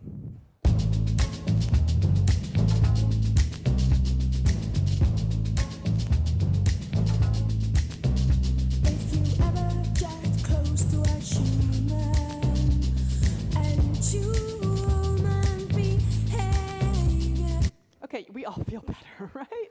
I mean, it's just better. It just feels better, right? Music just makes things more fun, right? Why does it make things more fun? Well, you can talk about how it taps into our reward circuitry, and the pleasure chemical that is often gets touted around is called dopamine.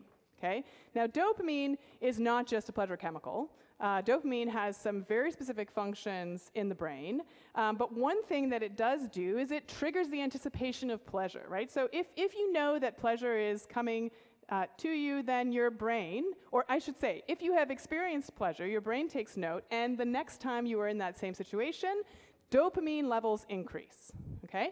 And luckily for us scientists, we don't need to rely on you to tell us that you're having a good time. We can see it in your physiology, especially if you have this biological reaction called the chills. So I don't know, anyone get the chills from music ever? Yeah, a few of you do. Lucky you. Okay, let's see what happens. So when you get the chills, we can actually measure this physiological response. If you've never gotten the chills, what it feels like essentially is like a shiver down your back or goosebumps. It's pleasure with this kind of, maybe we think it's a fight or flight response, but in a context that is pleasurable, it's a little bit complicated, but ultimately it feels good, okay? And we try to seek it out, again and again. And if you get the chills from music, the interesting thing is that it's very reproducible. So it's usually the same piece of music that will give you the chills, the same performance at the same part in the music. It's generally not up-tempo music, it's generally a ballad. Often it's when you have a treble solo voice coming out of a cacophony of sounds. So Whitney Houston's I Will Always Love You, the guitar solo in Hotel California, something like that will give you the chills. And what we see is that there's this big buildup of the anticipation, and then you get this pleasurable feeling. And when we look at dopamine in the brain, we actually see that in the parts of your reward pathway that signal both the anticipation and the feeling of pleasure, so wanting and liking, we see dopamine levels increase in these areas when you get the chills. So we're going to talk about the brain a little bit. It's after 7 o'clock on a Saturday, so I'm going to keep this really simple. Just kidding. Okay. Okay, so here's the brain region I want to talk about. It's called the caudate. I like to think of her as a little scientist because essentially she tracks things in the environment that have outcomes, right? That's what scientists do. So in your brain, you have a caudate nucleus, and this nucleus actually, when you have something that you want to repeat because it was rewarding, that nucleus tells you, okay, gotta figure out all the things that are going to predict that that reward is coming. So for example, if you're addicted to drugs and you always take drugs in the same location with the same people with the same cues, those cues will be tracked by your caudate, and when you are in the presence of those cues, you will find yourself craving the drug. Because essentially the caudate has increased dopamine levels, and it is anticipating the onset of that particular drug. Now, when you actually take the drug, when you get the chills, the nucleus accumbens, which is another part of the reward pathway, that's the one that gets the spike in dopamine, okay?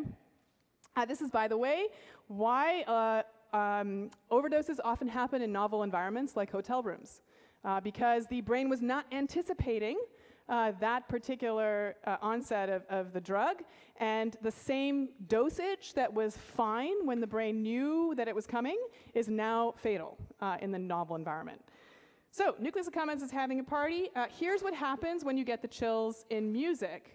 What we see, and this was actually something that made me realize that my singing teacher was in some ways a better neuroscientist than I was, because for a long time as I was training, she would say to me, Indre, you're so concerned with the high notes. The high notes don't matter. It's all the notes leading up to the high note that matter. And I was like, dude, if I screw up the high note, that's the worst. Like, nobody's going to care about the notes going up to it. That high note is the important one, right? That's the one that gets the audience out of their seats. That's why they paid me the money. She was like, no, it's the notes leading up to it. And she was right. And here's why she was right. If you look at the way dopamine tracks the anticipation of that high note, you will understand that, in fact, if you don't set up that high note properly, that chill is not going to happen. So if we look at here in the right caudate is the light purple line, what you'll notice is that in the phrase leading up to the part where you get the chills, you see an increase in dopamine in the caudate nucleus. That tracks how much pleasure you're going to get from the final climax. And then when you actually get the chills, you see this flip where dopamine is higher in the nucleus accumbens. That's the liking part. But if you don't have the wanting, you don't get the liking. So that's why all the notes leading up to the high note are really important. We need to let people know, hey, pleasure is coming, pleasure is coming, pleasure is coming, before you get that. Okay, so what is the piece of music that is most likely to give you the chills? You've never gotten the chills before. If you've never gotten the chills before, I will say you there is one piece of music that is the most commonly cited piece of music that gives people the chills. Let's listen to the London Philharmonic playing it.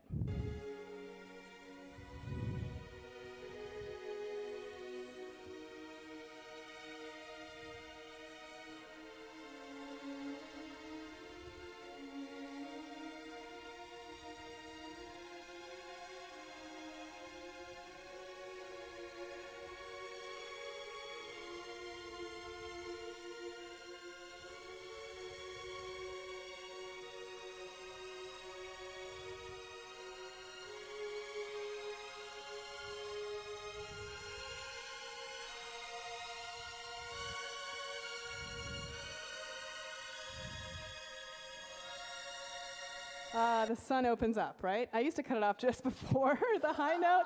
I feel like, yeah, it's on me, right?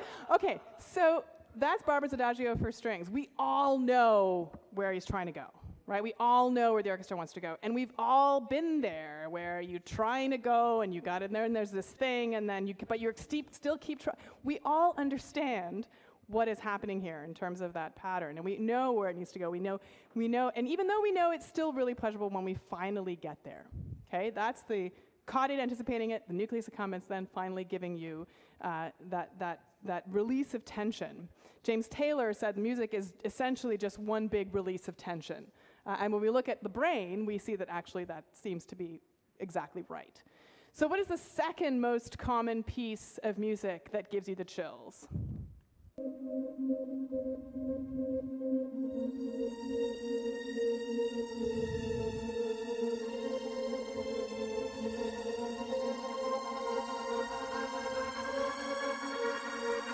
It's the piece of music.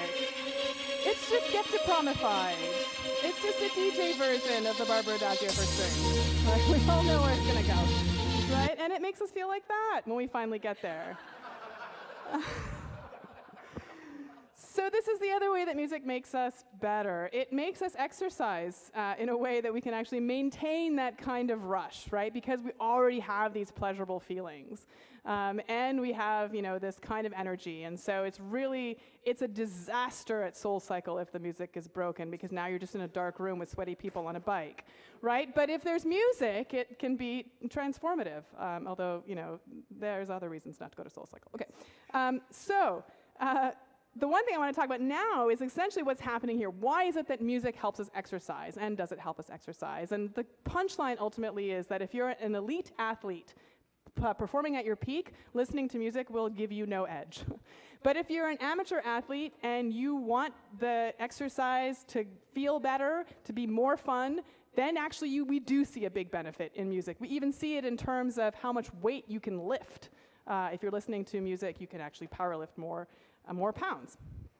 Okay, so how does this happen? Well, it just makes, it taps into our reward system. It makes us less bored. It gives us arousal. But it also is something fundamental to how we move. Because in fact, we don't see the rhythm. We feel the beat. And feeling and beat perception is very much tied to our motor regions. So in fact, one thing that's really hard is to teach a person not to tap their foot when they're trying to internalize a rhythm, because it's so tied to how we move. And when we listen to music, actually we feel like we want to move. And so what if you have a problem moving?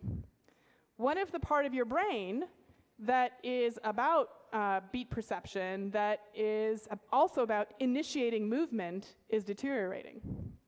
Well, then you might have Parkinson's disease, because the part of the brain that creates dopamine is damaged in patients with Parkinson's disease, and generally we don't see symptoms until about 80% of these cells have died.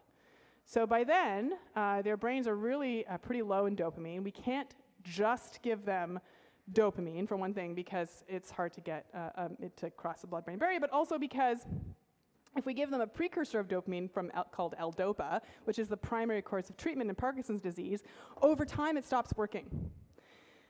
This is the dopamine, essentially, levels in a person who has Parkinson's disease and an age-matched control. And so you can see there's quite a dramatic decrease in dopamine levels in Parkinson's disease. So people who have Parkinson's disease have trouble initiating movement. So we often think of people with Parkinson's erroneously as having a tremor. That is actually usually, it's not the primary presenting symptom often, and it's not present in all patients. What is present in all patients is a difficulty initiating movement, getting up out of a chair, picking something up off of the shelf. Getting on an escalator is really hard for a person with Parkinson's disease, because now they have to coordinate their difficulty initiating movement with a moving walkway. So that's really hard. So what if we could actually help them get more dopamine in their brains? So we know music can do that, can boost dopamine levels, and also help them initiate movement. Well, that's where the beat induction of music can help. So I wanted to show you a quick video illustrating how this might work. At first glance, you would think these are patrons briskly walking into a state-of-the-art concert hall, excited to get the best seat in the house. They are excited, but this state-of-the-art facility is the University of Calgary. And these briskly walking patrons all have Parkinson's disease. It's not Dean Martin they have VIP passes to see, it's Dr. Bin Hu at the U of C's Experimental Neuroscience Unit. Dr. Hu is taking brisk strides into the forefront of Parkinson's research, and he's using music to do it.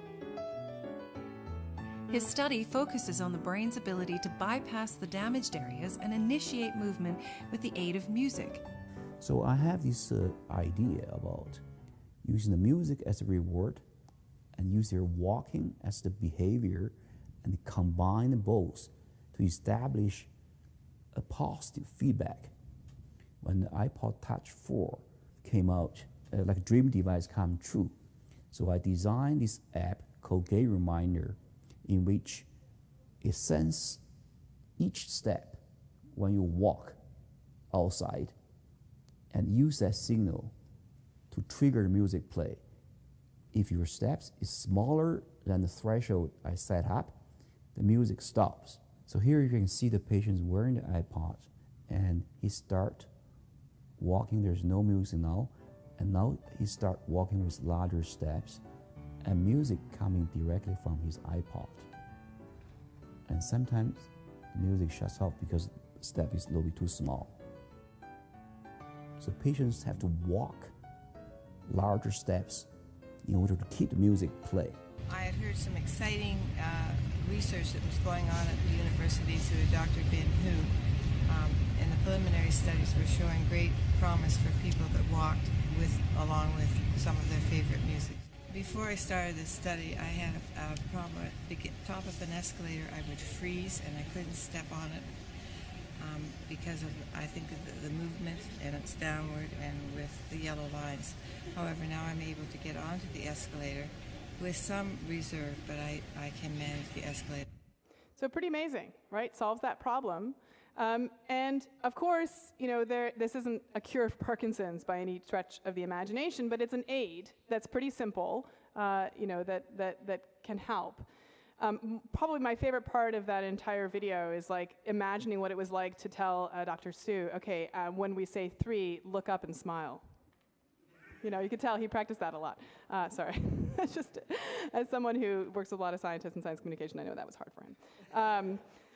But what we see here is an intervention that's really simple, that is helping these patients overcome this very neurological problem that they have. And in fact, some of the Parkinson's patients that I've spoken to, I have a podcast called Cadence, What Music Tells Us About the Mind, and they describe a dance class, amazingly enough, as the most important part of their treatment.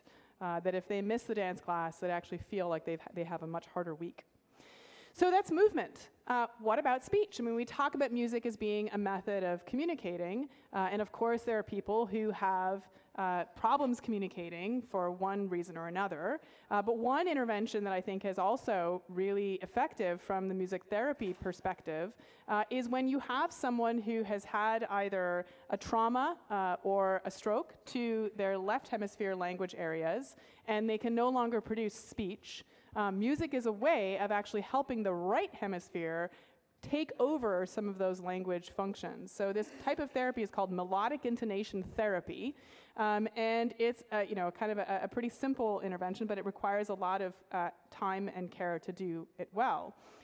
Essentially, you start with these pretty simple phrases that are set to a simple melody, and you beat along with the melody. So if you wanted to say, I love you, for example, you would say, I love you. You do that over and over, and the patient can repeat it, and they can learn to say it, but they can't actually say the words, I love you. But they can say, I love you. Imagine how useful this is for a person who can no longer use language to communicate, and all of a sudden can learn a phrase like, where is the bathroom, right? Really useful things that they all of a sudden can use, and even though that the part of their brain that produces language has been completely decimated. Now, I want to give you a bit of a trigger warning. I will show you a video that includes a image of Gabby Giffords just after she was shot in the head. So if any of you find that offensive, feel free to look away. Doctors learn from the patients. Can you try and tell Mark? I love you. 1 month after the shooting, Gabby Giffords was in the hospital in Houston, settling in for the long haul. I can tell you that rebuilding speech after an injury to the left side of the brain is exhausting, often agonizing work. Before the shooting, she was a dynamic, engaging speaker.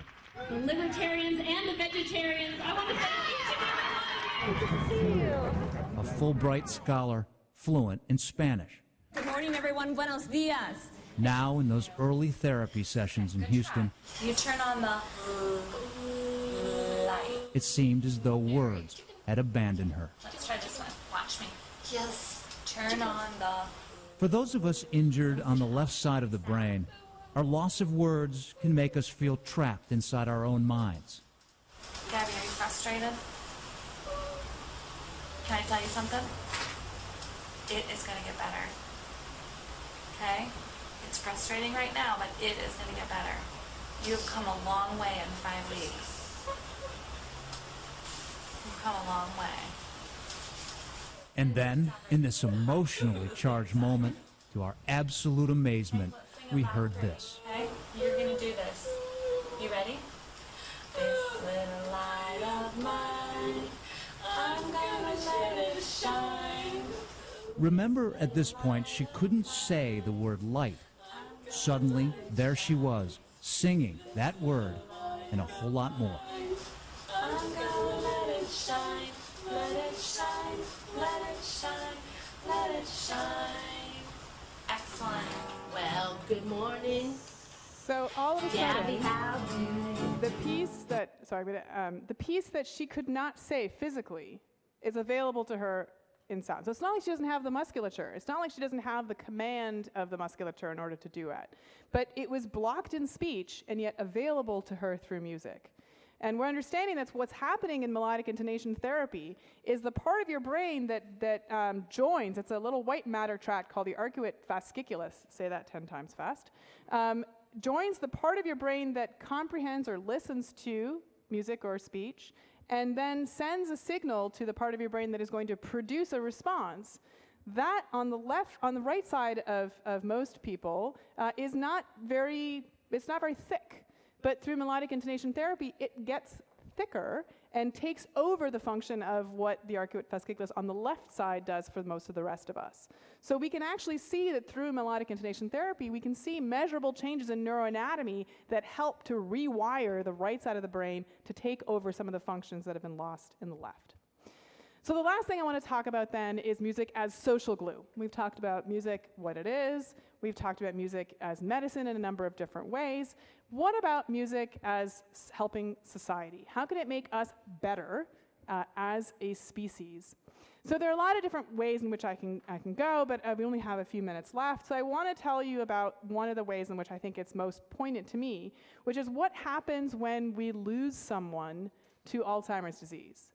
If you've ever had a loved one suffer from this disease, probably the most devastating moment is when you start to suddenly see that that person that you loved, even though they are right in front of you, is no longer there. Their essence is no longer there, and you can't reach them.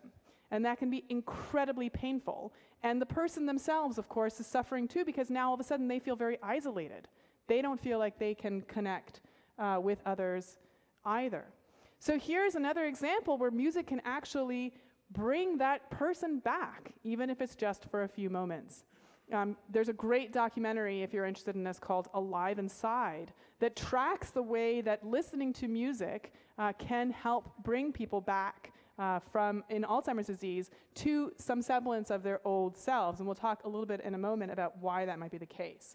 But first I want to show you the case study of Henry, and it will be narrated by my mentor, Dr. Oliver Sacks, who was really a key player in the movie Alive Inside, and he'll tell the story of Henry. We first see Henry inert, maybe Can we make it a little louder? Unresponsive, and almost unalive. Henry. Yeah. Henry. Yes, y'all. I found your music. You want your music now? What do you want me? Let's try your music, okay? And then you tell me if it's too loud or not. Then he is given an iPod containing, we know, his favorite music.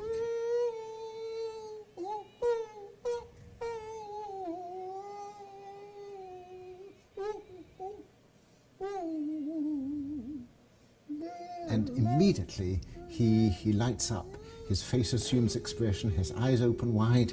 He starts to sing and to rock and to move his arms, and he's being animated by the music.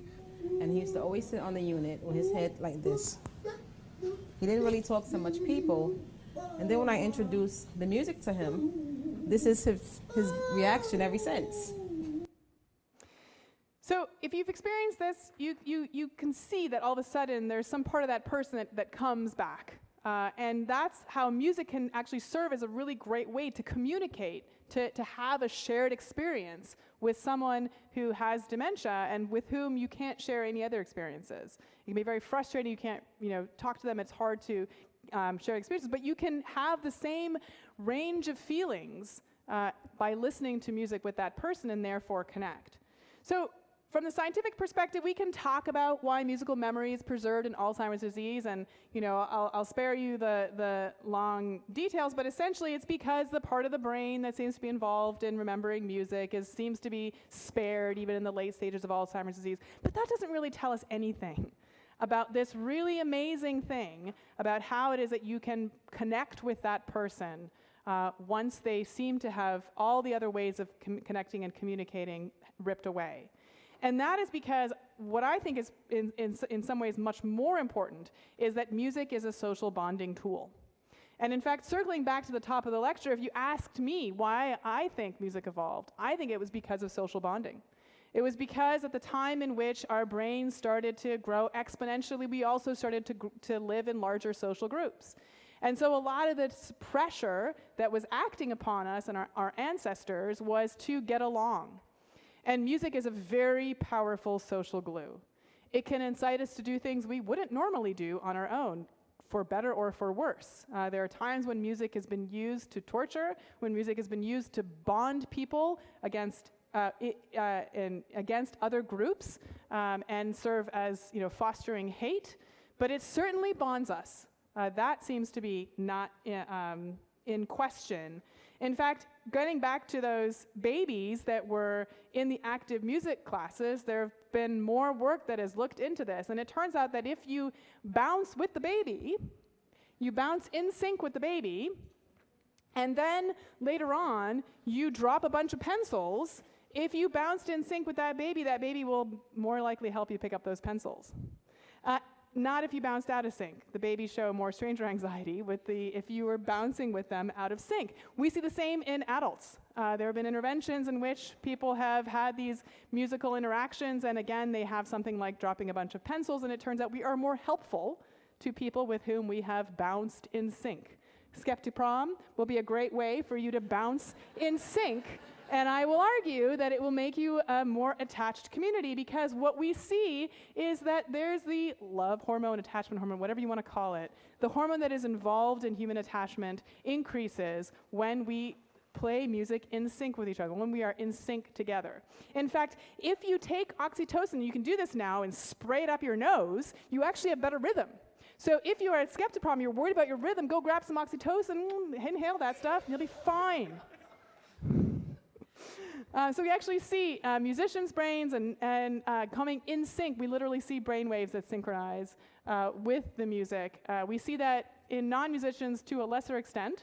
So musical training does increase your ability to sync your brain waves to the music. And we also see these increases in oxytocin. Now, oxytocin, as I mentioned, also has a dark side, right? Oxytocin not only makes you more bonded with your group, it also makes you more aggressive towards people who are considered your out group.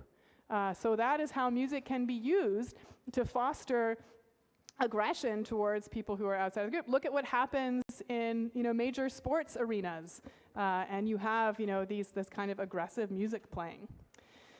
Okay, so I'm going to skip ahead and just go, I'm going to not talk about this at all and just go to a last video that I need to set up, which I think is a really great example of how we can use music to teach social skills to kids, especially kids for whom social skills are really hard to learn. So I have two kids. My 5-year-old in particular has a really hard time doing one thing, and that is saying he's sorry. No matter how easy I tell him what it's going to be, no matter what reward I put on, just say you're sorry and you can have this gallon of ice cream. Oh, no. Saying sorry is really hard. It's really hard to say sorry and look me in the eyes and apologize, because that feels really bad. So I want to show you just one music therapist whom I really adore, who is teaching a child with special needs how to say sorry because she said some bad words. Nope. Okay. Sam, what is this song about? About saying I'm sorry. Why? Because? Because keep saying my words. Yeah, bad words in music today. Here we go. I'm sorry for calling you names. I'm sorry that I'm calling you stupid. And I don't like that you. And no one shut up. It's not nice to say those things. It hurts people's feelings. Let's hear it from the beginning. I'm sorry for calling you bad names like stupid, and I don't like you. No, and shut up. It's not nice to say those things. It hurts people's feelings. I'm sorry. I won't say it again. Cause I like you. Cause I like you. And I like you. I like you. I love doing music. I love doing music. You're the cutest girl ever. Thank you. Give me a kiss on my cheek. I'm sorry. I'm sorry. I'm sorry for calling you bad names. So it's not just that she said sorry. She looked her in the eye. That's good. Okay. And said sorry, and then hugged her. And the whole thing now has become a teachable moment. And I can't tell you how much I struggled getting my kid to say I'm sorry. But if I sang a song like this, I tell you, at the end of it, he'd be saying sorry, looking me in the eyes, and giving me a hug. That is the power of music. So enjoy Skepta Prom. I know there's another speaker after me. I'll also be signing some books at the Novel Neighbor just down the hall until 8:30. And thank you so much for coming to my talk.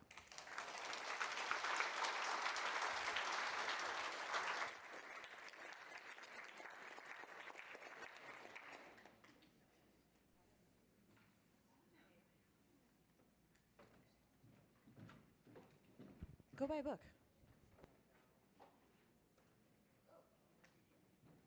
Also, raffles happening. But buy books. All right. I'll be fast. I'm just going to yell because I can't hold 73 million things at once. All right. The science mold maker.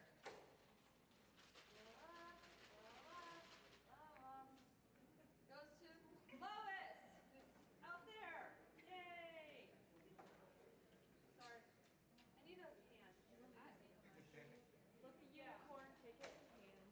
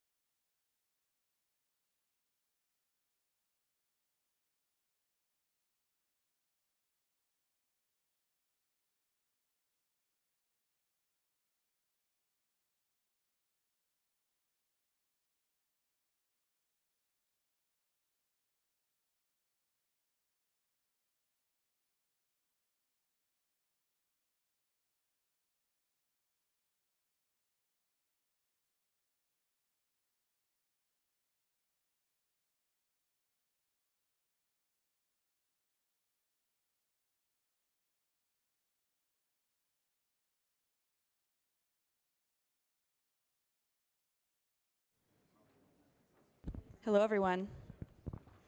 I was told by Rebecca that I had to tell you that she's going to do the raffle for the dinosaur for pre-registering tomorrow morning, and also that after our next speaker here, prom is happening on the first floor where the comedy show was. If you weren't at the comedy show, first floor, go past registration, sports bar, Decoy Sports Bar. Keep going. You'll see the prom entrance. Okay, great. So our next speaker is the founder and editor-in-chief of The Lingerie Addict, as well as the author of In Intimate Detail, How to Choose, Wear, and Love Lingerie. She has been featured as an expert on CNN, Headline News, The New York Times, The Wall Street Journal, Allure, Bloomberg, Vogue, and dozens of other publications. Please welcome to the Skepticon stage, Cora Harrington.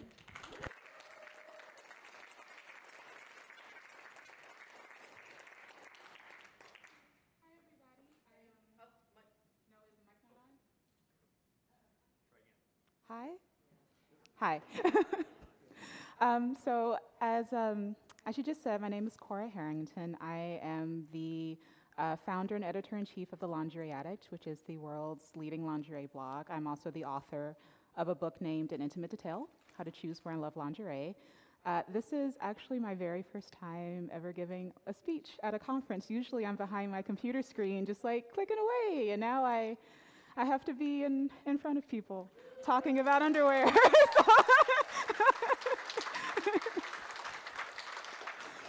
So when I was invited to speak here, I've had some friends who've attended Skepticon before. I'm from Atlanta. And I was looking at previous programs and previous talks and kind of thinking, well, what can I bring to a convention about skeptics when my entire life is bras and panties? And so I thought it might be interesting to examine how we arrive at rumors and myths and deconstruct some of those through my lens, which is intimate apparel, which is the topic of my presentation. Not wearing a bra makes your breast sag, deconstructing common myths through the lens of lingerie. So, here we go. That just says everything I just said, which is my name is Cora. Just a little bit more, I guess, about my site, because I'm assuming that most of the people here just kind of have no idea who I am, and that I'm brand new to everybody. The thing that really makes what I do at The Lingerie Addict very different than what a lot of other places do when it comes to talking about lingerie is that we're very focused on being an inclusive and diverse and welcoming platform. And so what that means for my site is that we are explicitly LGBTQIA friendly, like we're explicitly trans friendly. We're explicitly like sex worker friendly. We're friendly for everybody from every race, every ethnicity, every size, every gender identity, because it's very important to me, just like I know it's important to a lot of you all, to make everyone feel welcome and to meet people where they are, no matter where that might be. And so that's a big thing that I try to bring into my site at every level, and to the way that I talk about a topic like intimate apparel, which can often, I think, be very alienating and confusing and marginalizing, but just trying to make that as welcoming and as equitable as possible.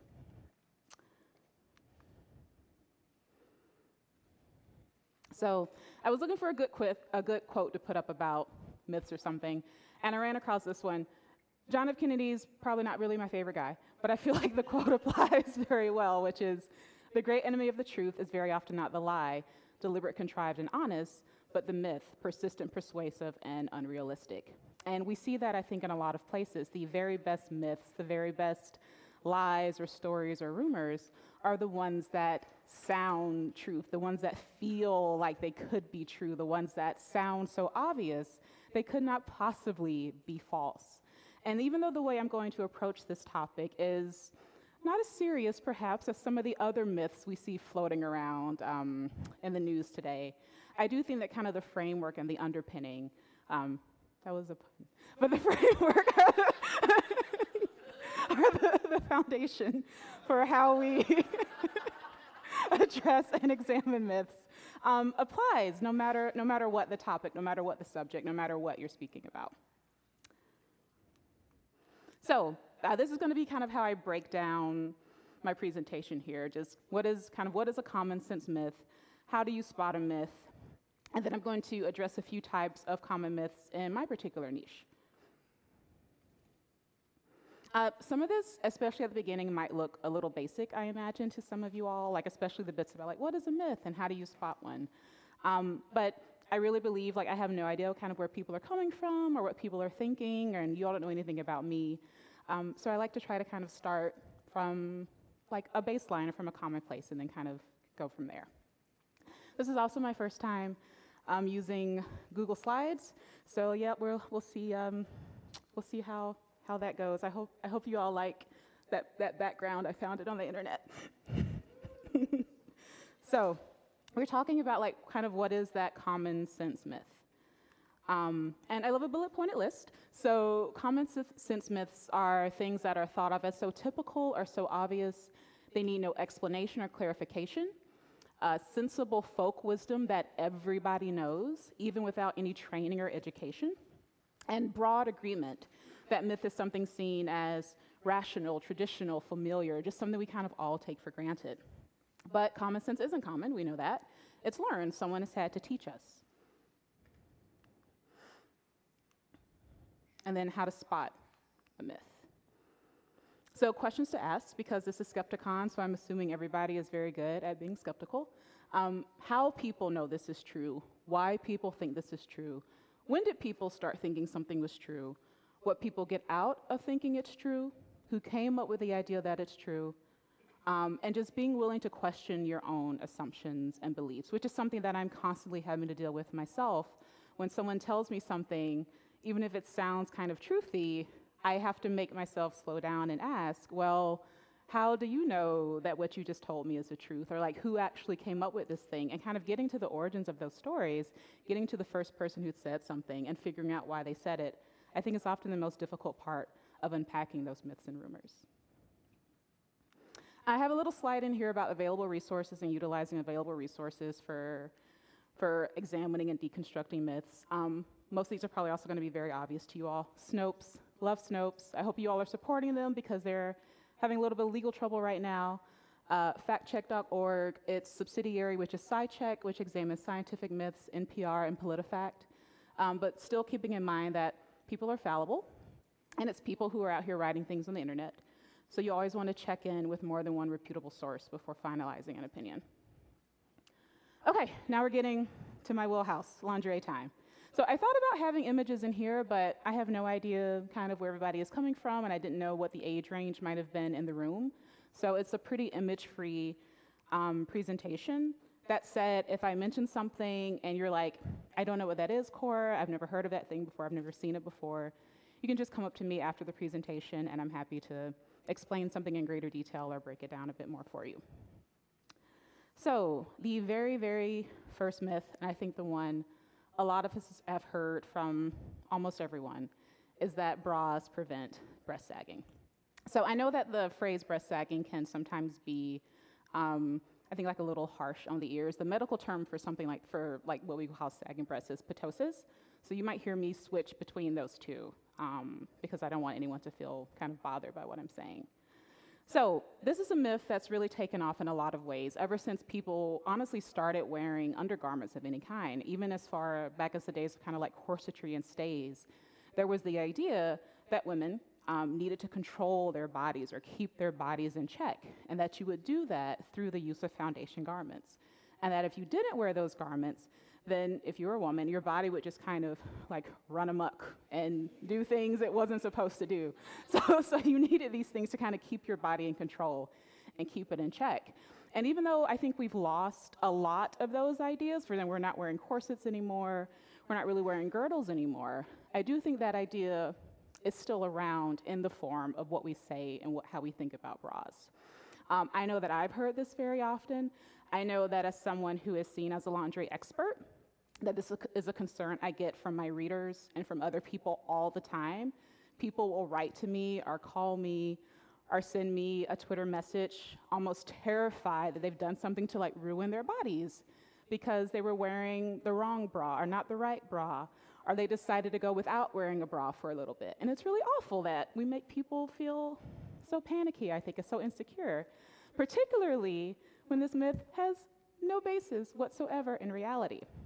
So this is something that I used to think like a lot of people, and the explanation that was kind of always given for why this myth was true was, well, if we look at women in other countries where they don't wear bras, and the example that was usually given was, I don't like this phrasing, was like tribal African women, so like photos of black women in National Geographic and places like that. That was often what was surfaced as proof for like, see, they don't wear a bra and their breasts look different, and we wear a bra and our breasts look different. But the thing is, if you look at the data, if you look at the actual science, there is absolutely no published peer-reviewed research that indicates a link between bra wearing and breast ptosis, which is, like, as I said before, the medical term for what we call breast sagging. There have been a number of studies done on this topic, and it turns out there's about 8 or so traits or things that we know influence this. And they are pregnancy, notably not breastfeeding, specifically pregnancy and the changes your body undergoes during pregnancy. Age, as we get older, our connective tissues get a little bit more lax. We lose some of the elastin in our skin, some of the collagen in our skin, and gravity just kind of tugs everything in a generally downward direction. Significant weight loss or gain. So what you often see with people who may have disordered eating or yo-yo dieting, one of the kind of lingering side effects of that sort of thing could be a change in breast tissue or breast shape. A higher BMI. BMI is really controversial, so I'm not like super sure about having it in this slide, even though that's what the research says. So just kind of keep in mind, like as I said earlier, as far as kind of questioning our sources and questioning our data, that there is, I think, a lot of controversy, and rightfully so, around the metric of BMI. Let me take a breath. Okay. Smoking is another cause of what we call breast ptosis, because we know that smoking also affects elastin, collagen, skin elasticity, and all of that. Breast size before pregnancy. So if your breasts were heavier prior to pregnancy, that increases the likelihood that you might have breast ptosis after pregnancy. And breast density. So if you have, and density, to be specific, refers to the ratio between your glandular tissue and your fatty tissue. So if you have breasts that are perhaps less dense, those are more likely to become ptotic. And then we also know that just kind of the regular things like genetics, like how do your mom and grandma's breasts look? Well, yours are probably going to look a lot like theirs. And like that is what has the most impact on how our breasts look. But as I said earlier, when we were talking about who is making these myths, why they're making them, what is the motivation behind it, I do think it's very interesting that when we're discussing a myth that is as seemingly innocuous as you should wear a bra or you won't like the way your body looks, that the proof people often produce, I think, to kind of underline that myth has very racist origins. I know, as I mentioned earlier, people often point to photos of tribal African women, which please know I'm using that in quotes. That's not like a thing I just say out and about. But that particular framing, that particular context is also in some ways meant to assert that certain cultures or certain Western cultures or Western ways of thinking about our bodies, our breasts, how we dress, are somehow innately superior to the ways that other people might be thinking about their bodies and their breasts. When I was researching the original article that eventually led to the slide, I thought it was fascinating. Someone brought up in the West and in countries like America, we favor kind of that perky, uplifted shape, but it mentioned that in other countries, like if we were to think about an alternative, for example, to that kind of shape, and if we know that your breast shape changes after pregnancy, perhaps like that more ptotic shape would be considered more attractive, because maybe it's an indication that you could carry a pregnancy to term, or it's an indication that you're nursing. That's not to say, of course, everybody wants to become pregnant or to nurse, but just kind of reframing how we think about attractiveness and moving it away from centering kind of Western standards or Western notions of youth and beauty, and even contemplating or imagining what could be potential alternatives. And so I think that's always really interesting. Second myth. Yes. This is one of my favorites, not because it's a particularly good myth, but because it's so preposterous that I don't understand how anyone could think it. So, corsetry. Women, or people that we assume were women, wore corsets for hundreds of years. They were first known as stays. So if you look at old photos of, say, Queen Elizabeth I or Marie Antoinette, you'll see that they have almost like a conical, like an ice cream cone shaped body. that is kind of more triangular. And then right around the Victorian era, we start to see what we usually associate with corsetry, which is that more hourglass figure. And that is also when we start to see kind of the rise of this sort of fetishism or myth-making around corsetry. So this myth, even though I've just put one up there, is kind of part of a packet of myths, which consist of, apart from women remove their ribs in the 19th century, that tight lacing was common. Everybody was lacing their waist down to 12 inches, and people were out here just fainting breathlessly on fainting couches, you know, every other hour from wearing corsets. And I think those are the sorts of things that, like the previous myth, sound so obvious that of course they must be true. Like, obviously, if you wear a corset, you're just going to be passing out with every third breath, and you won't be able to do anything at all. But if we actually look at the historical record, because the good thing about kind of that era is that there are lots of firsthand sources that we can examine. We don't have to rely on our own assumptions. We can see, for example, that most of the literature that we see about like tight lacing or extreme waist training actually comes from the equivalent of what we would probably call like erotic novels, or like pornography, or like fetish writers. And not really from the people who are actually wearing corsets. They're often kind of just fetish stories that for some reason people have decided must have been true. We also know that the idea that people, if they wore a corset, they couldn't do anything at all, that doesn't line up with what we see in history either. If you actually look back at the historical record, there are all kinds of corsets for all walks of life. So there were corsets for working women, there were corsets for mothers, and then there were also corsets for wealthy women. And this makes sense because we have to remember that at this point in history, there was no bra. Bras hadn't been invented yet. Stretch fabrics hadn't been invented yet. So if you wanted to support your bust, you needed to have something on, at least if you were kind of on this side of the world. And the thing that was made was the corset. And when we think about today, for a lot of people, especially if you have a heavier bust or a softer bust, or if you want to exercise or be active, you want some kind of support. And that's what corsets provided then. And particularly when we remember that women during this time did a lot of physical labor. They were on their feet all day long. They were grinding grain to cook. They were cleaning everything by hand. They were spending entire days washing clothes and that sort of thing. When you're on your feet like that for a very long time, often you want some kind of back support and some kind of back bracing. And so corsets also provided that. And then finally, the idea that people were just out here getting ribs removed, like willy-nilly, for no reason. This is an era where you couldn't even like have a child or get like a tooth extracted without the possibility of dying.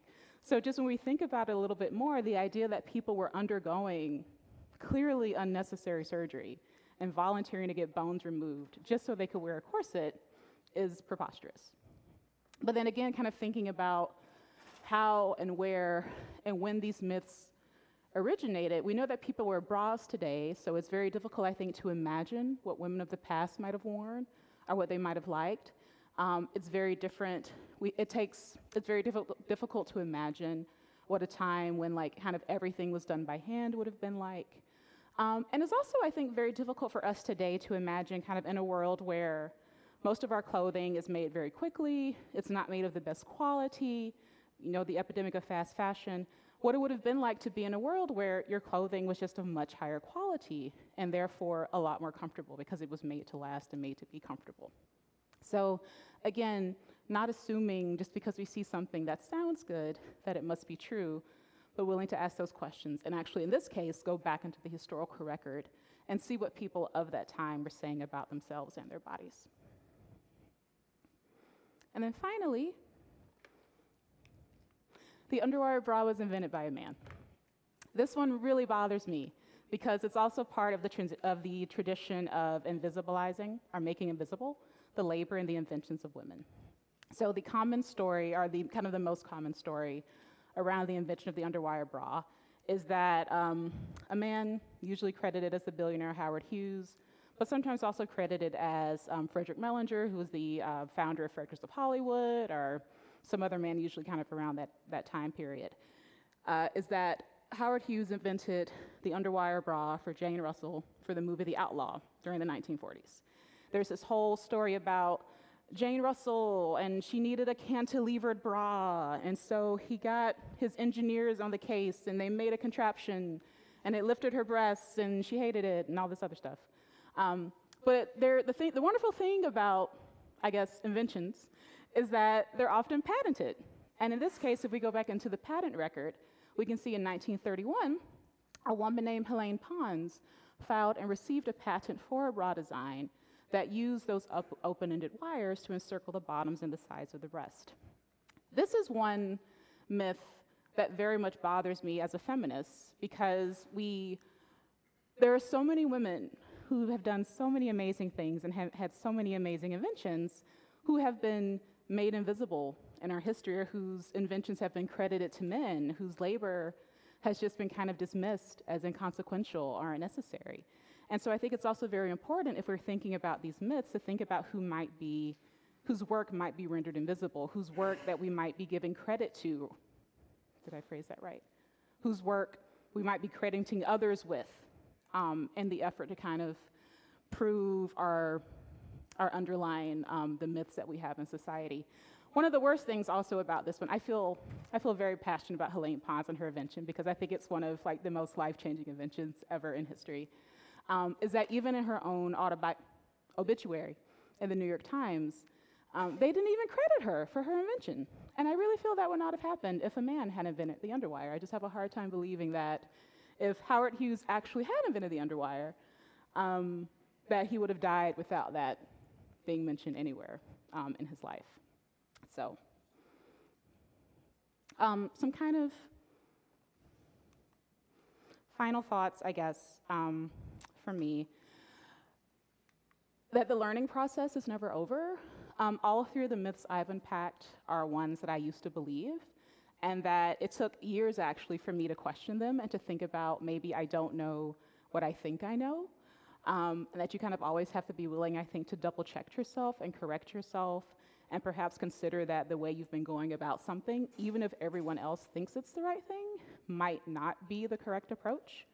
And that the wonderful thing about science, and on occasion history, is that it will often eventually get to the truth and get to the right place. And I think that's the great thing about science, is that the whole point of it is to ask questions and then see through your tests if you know what the answer to those questions might be. But the very first thing, though, is that you have to be willing to consider that there are alternate explanations that are going on. So I think I sped through that quite a bit faster than I intended, but we're just gonna go with it so you all can go to prom. But that's my contact info. You can find me on social media in various places. I'll be around after here, after this. But thank you all for listening to me and for sitting there and letting me talk to you about my passion, which is underwear. And I hope you all learned something that maybe you didn't know before. And thank you for being my very first speaking thing. So.